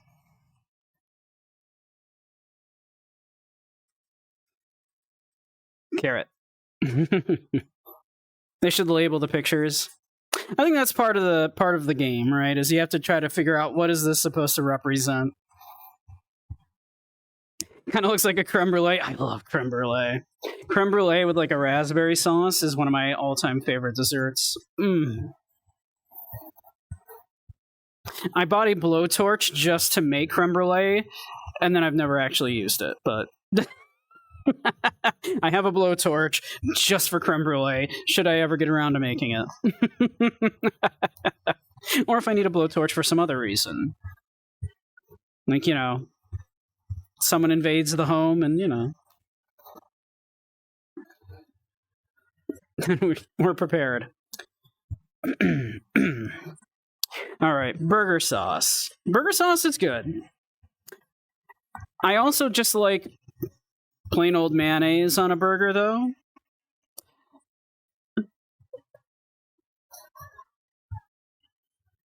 Chocolate syrup and marshmallows. God, I love creme brulee. It's so good. There was a, it closed too, unfortunately, but we used to have, like, a like a pretty like kind of upscale place around here. It used to be kind of a lot of people's go-tos for like special events in this area. They closed recently, unfortunately. But for dessert there, I would always get the creme brulee. And for a drink, I would get the Cafe Brulot, which is usually served like punch bowl style, like in New Orleans. It's like candied orange peel, cloves, coffee, and cognac. But they would do like little individual servings of that. Like you could just order like a single Cafe Brulot, where you get like a little like candied orange peel studded with cloves, and they like you torch that, you kind of burn it a little bit, and then you put it in the cognac and the coffee with like a little bit of sugar. Oh my god! At the end of a meal with a next to your creme brulee. Perfect. Oh, Zyre built his shit with a blowtorch. Zyre's looking at something like, I don't know if I love that. I'm just like, click, click, click, click, click. Burn it down. Start from the beginning.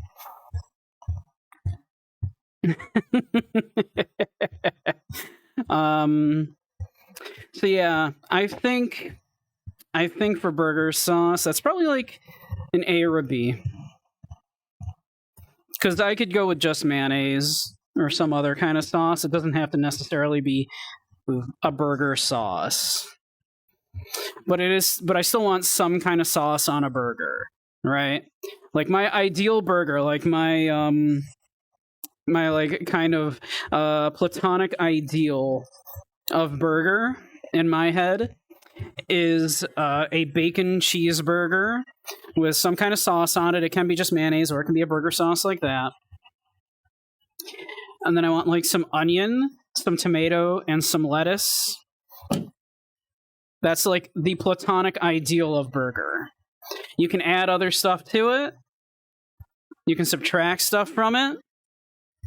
But that's kind of like, in my head, the perfect one. Like, if you imagine burger in your head, that's what I imagine. Pepperjack, very good on a burger, yes. So for the sauce here, I think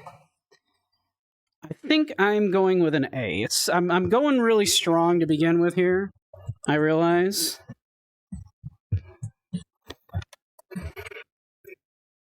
I'm trying to put it in A. Why is it not letting me put it in A?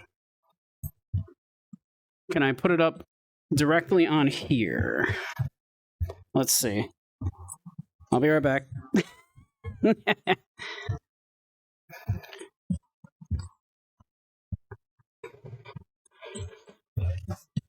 There we go.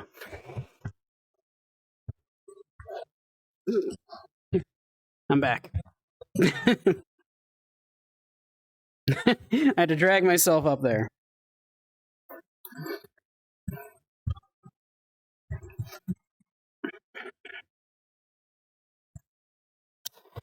All right.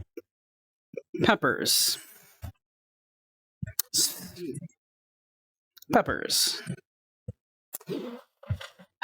I don't mind like pickled peppers on a burger, and in fact, if I'm making like a smash burger at home, I will often put some pickled jalapeno on there, because I usually have pickled jalapeno around the house. Darren coming out strong with S tier for peppers. I don't know about raw pepper on a burger. A, wow. Strong votes. I don't mind like a little pickled jalapeno or something on there. Even a little raw jalapeno for going with like a spicy burger. But I don't think it's like A tier. I don't think it's on the same tier as burger sauce. Like, burger sauce is like foundational. This is like optional. B if regular, A if jalapeno. Yeah, I'm leaning towards about a B for that exact reason. I do like jalapenos on a burger. but a regular bell pepper a little less so. So yeah, I think B.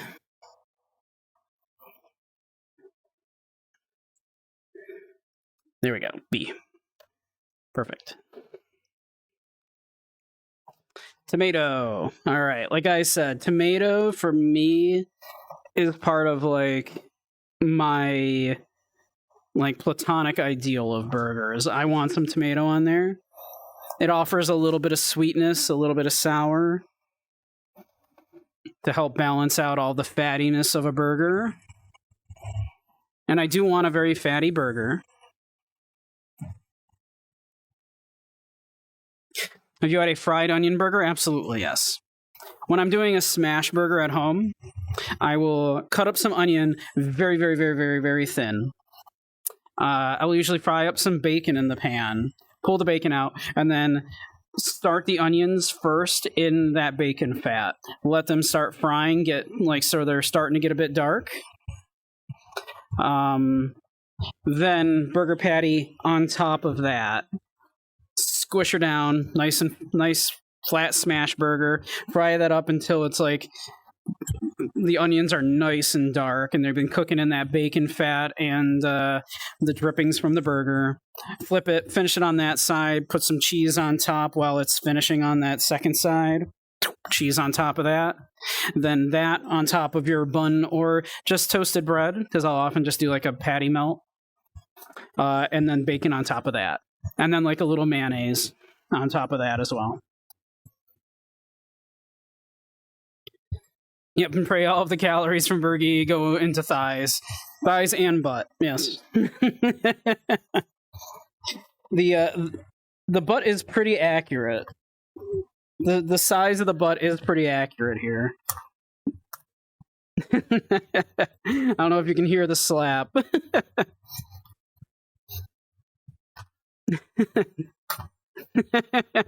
Hard to do that while holding a controller.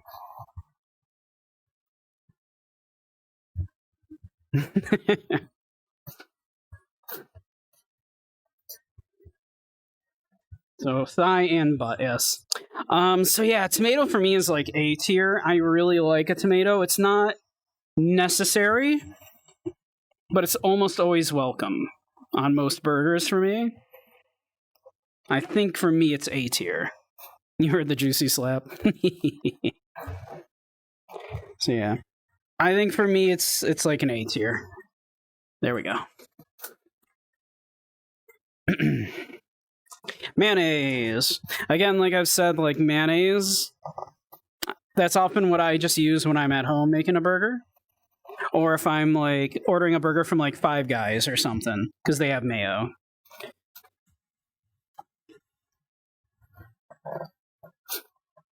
So I do like mayo on a burger. It can be mayo or burger sauce, something similar, but I do want some kind of sauce on the burger. It can even be like a barbecue sauce if you're going that route, right? But you do want some kind of sauce on the burger. You don't want a dry-ass burger, right? So what do we think of mayo? I'm thinking mayo is probably similar tier, maybe down on a B. I'm leaning towards an A because I put it on a similar tier to a burger sauce. B or C. I can see putting it at B as a lower tier than a burger sauce. I think that's acceptable. A black garlic aioli? Yeah. Easy to overdo? Yes. You don't want too much mayo. Not a burger item for you, but a general thing for sandwiches? That's fair. That is a fair assessment. I do like mayonnaise on a lot of sandwiches. I'll even often do the mayonnaise on the outside of a grilled cheese instead of butter. I'll often do that. Tastes very good, browns up very nicely. Bologna and mayonnaise. Yeah, like Italian cold cuts even go good with mayonnaise. Yeah, I'd like a mortadella. You know, a nice Italian sub sandwich. I do like mayo on that, as well as like a bunch of sub sauce, some oil, some vinegar, as many different kinds of preserved pork as you can put on there. Various forms of salami and like ham and some capicola.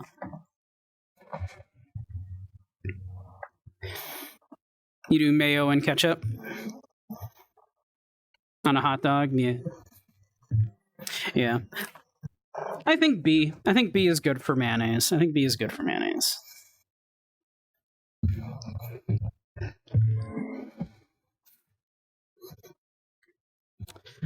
Mushrooms. I do like mushrooms. Mushrooms on like a Swiss and blue cheeseburger, for example, of course, delicious. I do love mushrooms. I have been known to do mushrooms on a burger from like Five Guys as well, if I'm ordering from them or something, but yeah. Like a C. I'm tempted to put them up in B also, because I would put them at a similar tier to the bell pepper, or peppers in general, as something that's nice on there, but it's not foundational. Low B, C for you. Yeah, I can definitely see it being like around a B, like a lowish B. It's not foundational. It's a nice option. Specifically, though, they have to be kind of done well, right? Like, you have to cook them correctly and properly, because like a slimy, soggy mushroom kind of sucks, right? But like a nice browned off mushroom that's still like kind of meaty can be quite nice. Or marinate them in like some balsamic vinegar or something before frying them, so you bite them and they're a little sweet and tangy as well as really meaty. Can ruin a whole dish. The texture can be off-putting. It's very badly cooked mushroom, which is something that I can't say for peppers. Peppers, I don't think I've ever had a bitten into a pepper and ever went, that texture is unpleasant. But I have bitten into mushrooms and went, that is an unpleasant texture. To be fair. Sauteed mushrooms on a steak? Yeah, absolutely. Some blue cheese.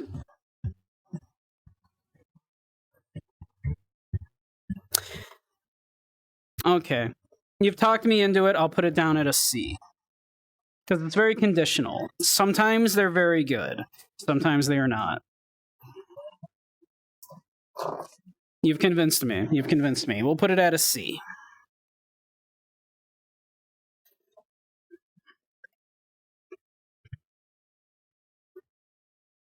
There we go. Oh, those pickled onions? Easier to see on here rather than the big image. Yeah, I believe those are pickled red onions. I do like pickled red onions. Yeah, I do like pickled red onions. And sometimes that's because you do want something on your burger that's going to add a little bit of acidity to cut through all that fat, and a little bit of sweetness to balance it out. And pickled onions do that. And plus the flavor of onion, of course, very good with a burger. So pickled onions are very, very good. It's very sorbet. I think it's supposed to be pickled onions. I think those are pickled red onions.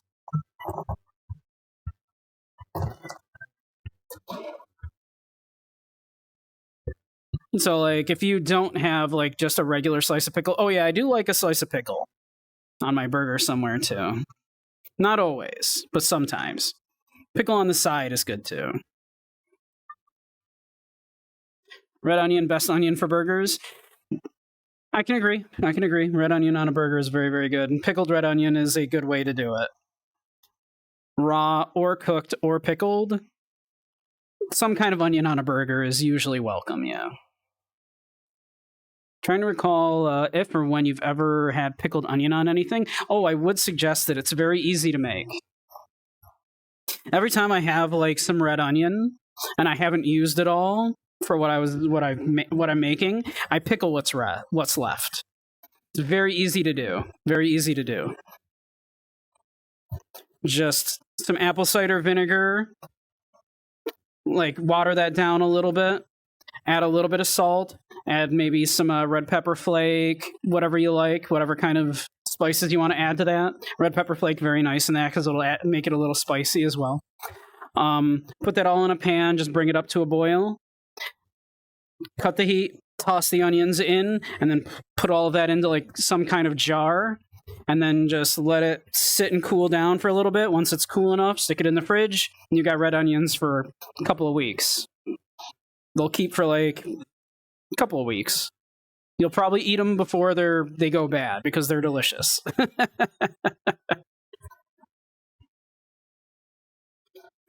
Onions very receptive to pickling, yeah.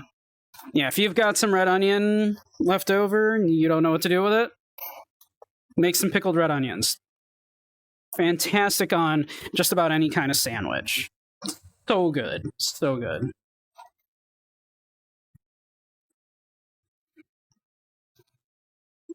So,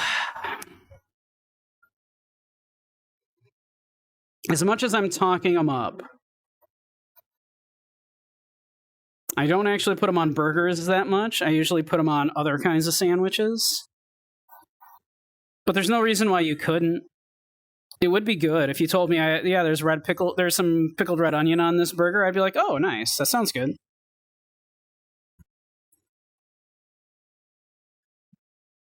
So I think around a B-ish. I think B is good for that. I do love pickled red onion. We'll go with B.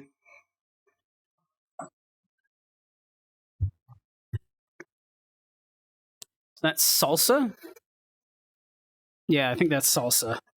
It's funny. It's easier for me to look at the picture over there because really close up, it's very pixelated.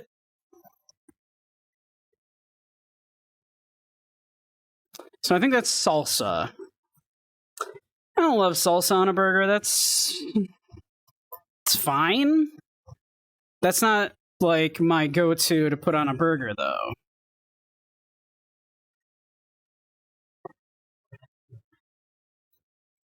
Does anybody really love salsa on a burger? For me, that's. I don't think burger was salsa. I don't think you know what that burger needs? Salsa. Yeah, it's weird. It's gonna make your burger wet. Which doesn't sound ideal to me. I might knock it all the way down to a D, honestly.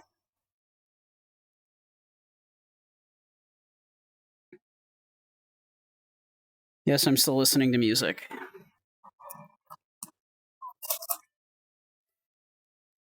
B for chips, unknown for burger. Yeah, like salsa for chips, salsa on a taco, salsa in a burrito, and wrap it up.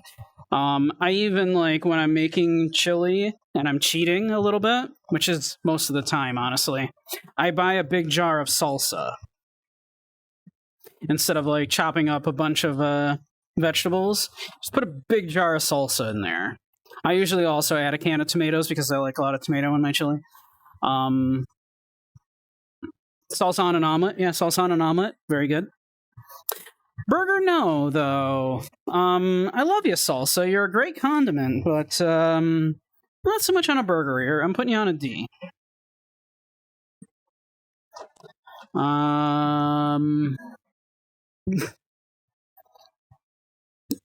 Mysterious white substance. What are you? What is that? I can't tell from the picture what that is. Horseradish? Maybe? Is that horseradish sauce?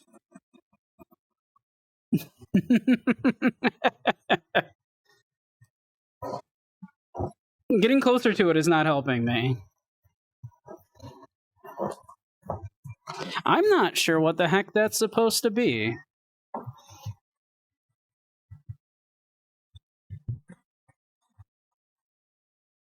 Is that beef tallow? Salt, maybe? Is it supposed to be salt? Like, salt's not a topping. Salt is just what you add to food for seasoning.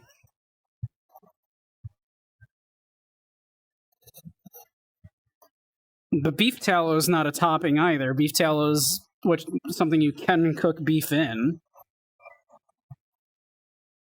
Sour cream, maybe? Maybe? I don't know. Cream of broccoli. I have literally no idea. I'm gonna put it at an F because I have no idea what it is. Okay. Here we go. Mustard.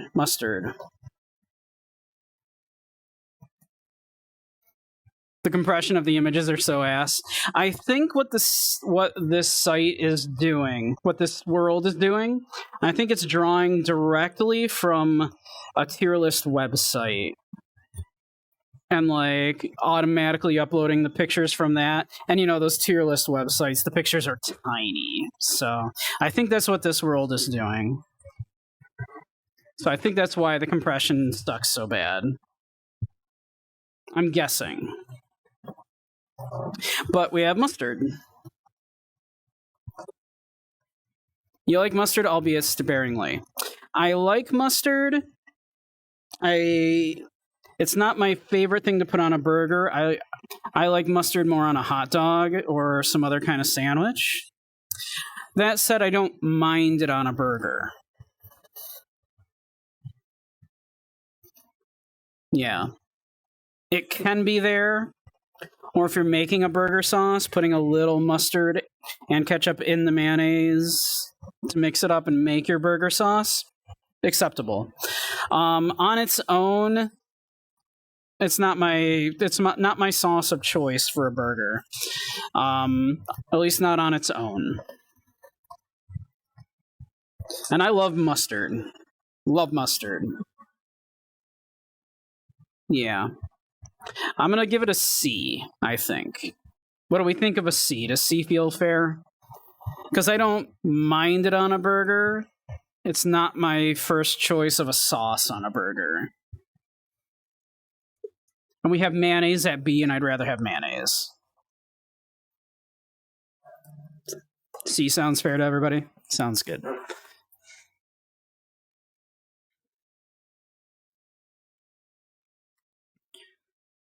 Well, here we go. Now we have jalapenos. Now we have jalapeno. Jalapeno on a burger, pretty darn good. Jalapeno on a burger, I'm thinking A. A or S, A. I'm thinking A. It's not foundational. It doesn't need to be there for the perfect burger, but I usually like it when it's on there, and I do it at home frequently. Usually they're pickled, of course, at home. I don't keep fresh ones on hand usually, but I almost always have a jar of pickled jalapenos because I also put those in chili and curries and lots of other things, sandwiches and burgers. Should try growing some. I have such a black thumb. I cannot grow stuff.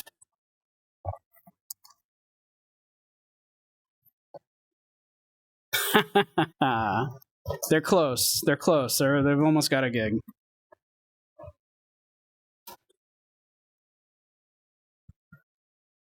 So, jalapeno, yeah. I think A is good for jalapeno.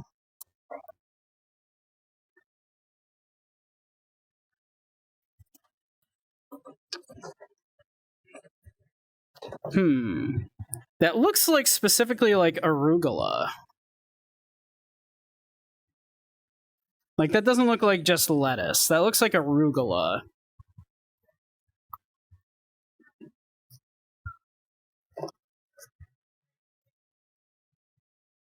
or roquette, as the French would say, or rocket, as the British would say.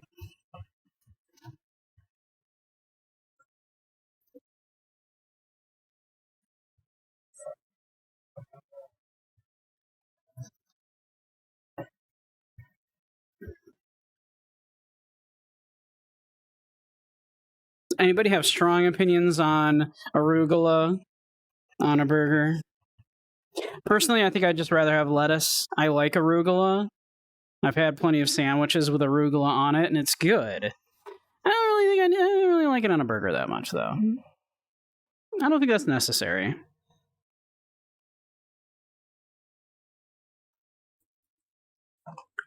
Spinach on a burger probably wouldn't be bad. You tend to substitute lettuce with it on stuff. Oh yeah. I love baby spinach.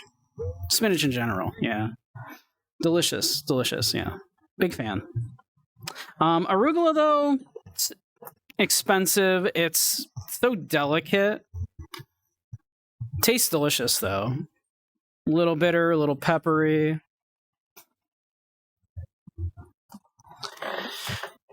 But I think I'd rather just have like lettuce or spinach on a burger. So that said, I think like a C.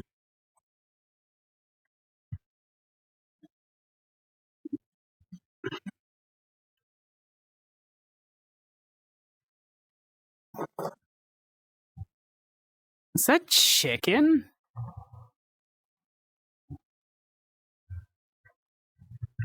Chicken on a burger? Is that what I'm looking at here?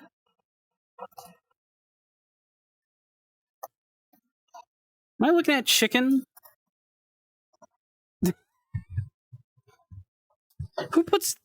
Who says, you know what this burger could use? Slices of chicken.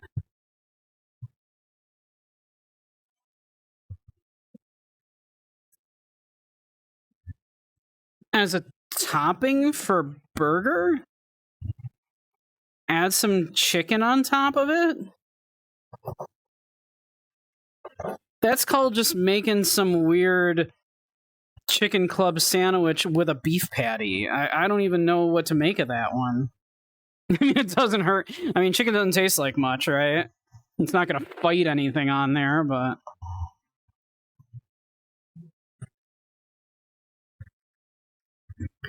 I think it's chicken. Which is just weird. I'm putting it at D, I think.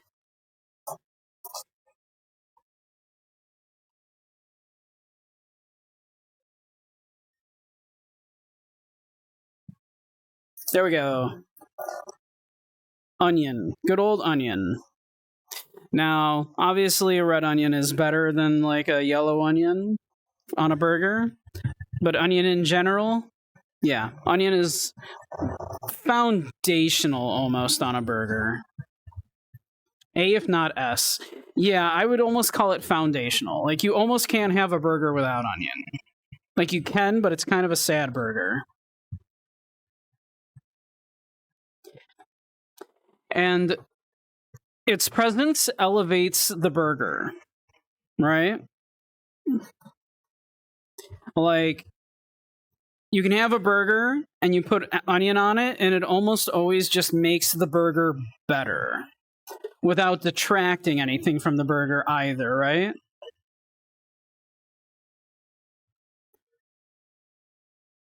When you were a child, you would only eat them plain. But now that you are an adult and you have cast aside childish things, you understand that that little bit of pungency, that little bit of heat, crunch, is welcome on a burger. Yes.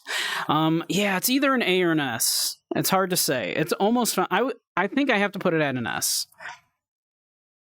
Because I almost always want it on a burger. It kind of just makes beef taste better to have like a little bit of onion in there. Ooh, avocado. Avocado, I wouldn't call it like, you know, foundational on a burger, but it is delicious. Not a big fan of avocado, huh? Like, you don't need it, right? Because it's mostly there to add some extra fat and some creaminess. But it is very, very good. Especially if you're going down that route with it.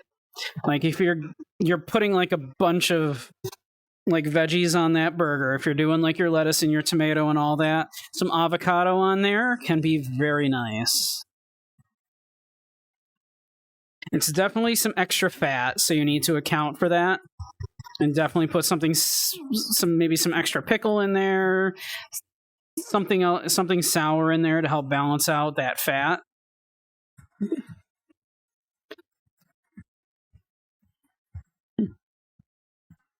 You don't dislike it, but you can take it or leave it. Yeah, I don't think it's foundational, but it's very tasty. B,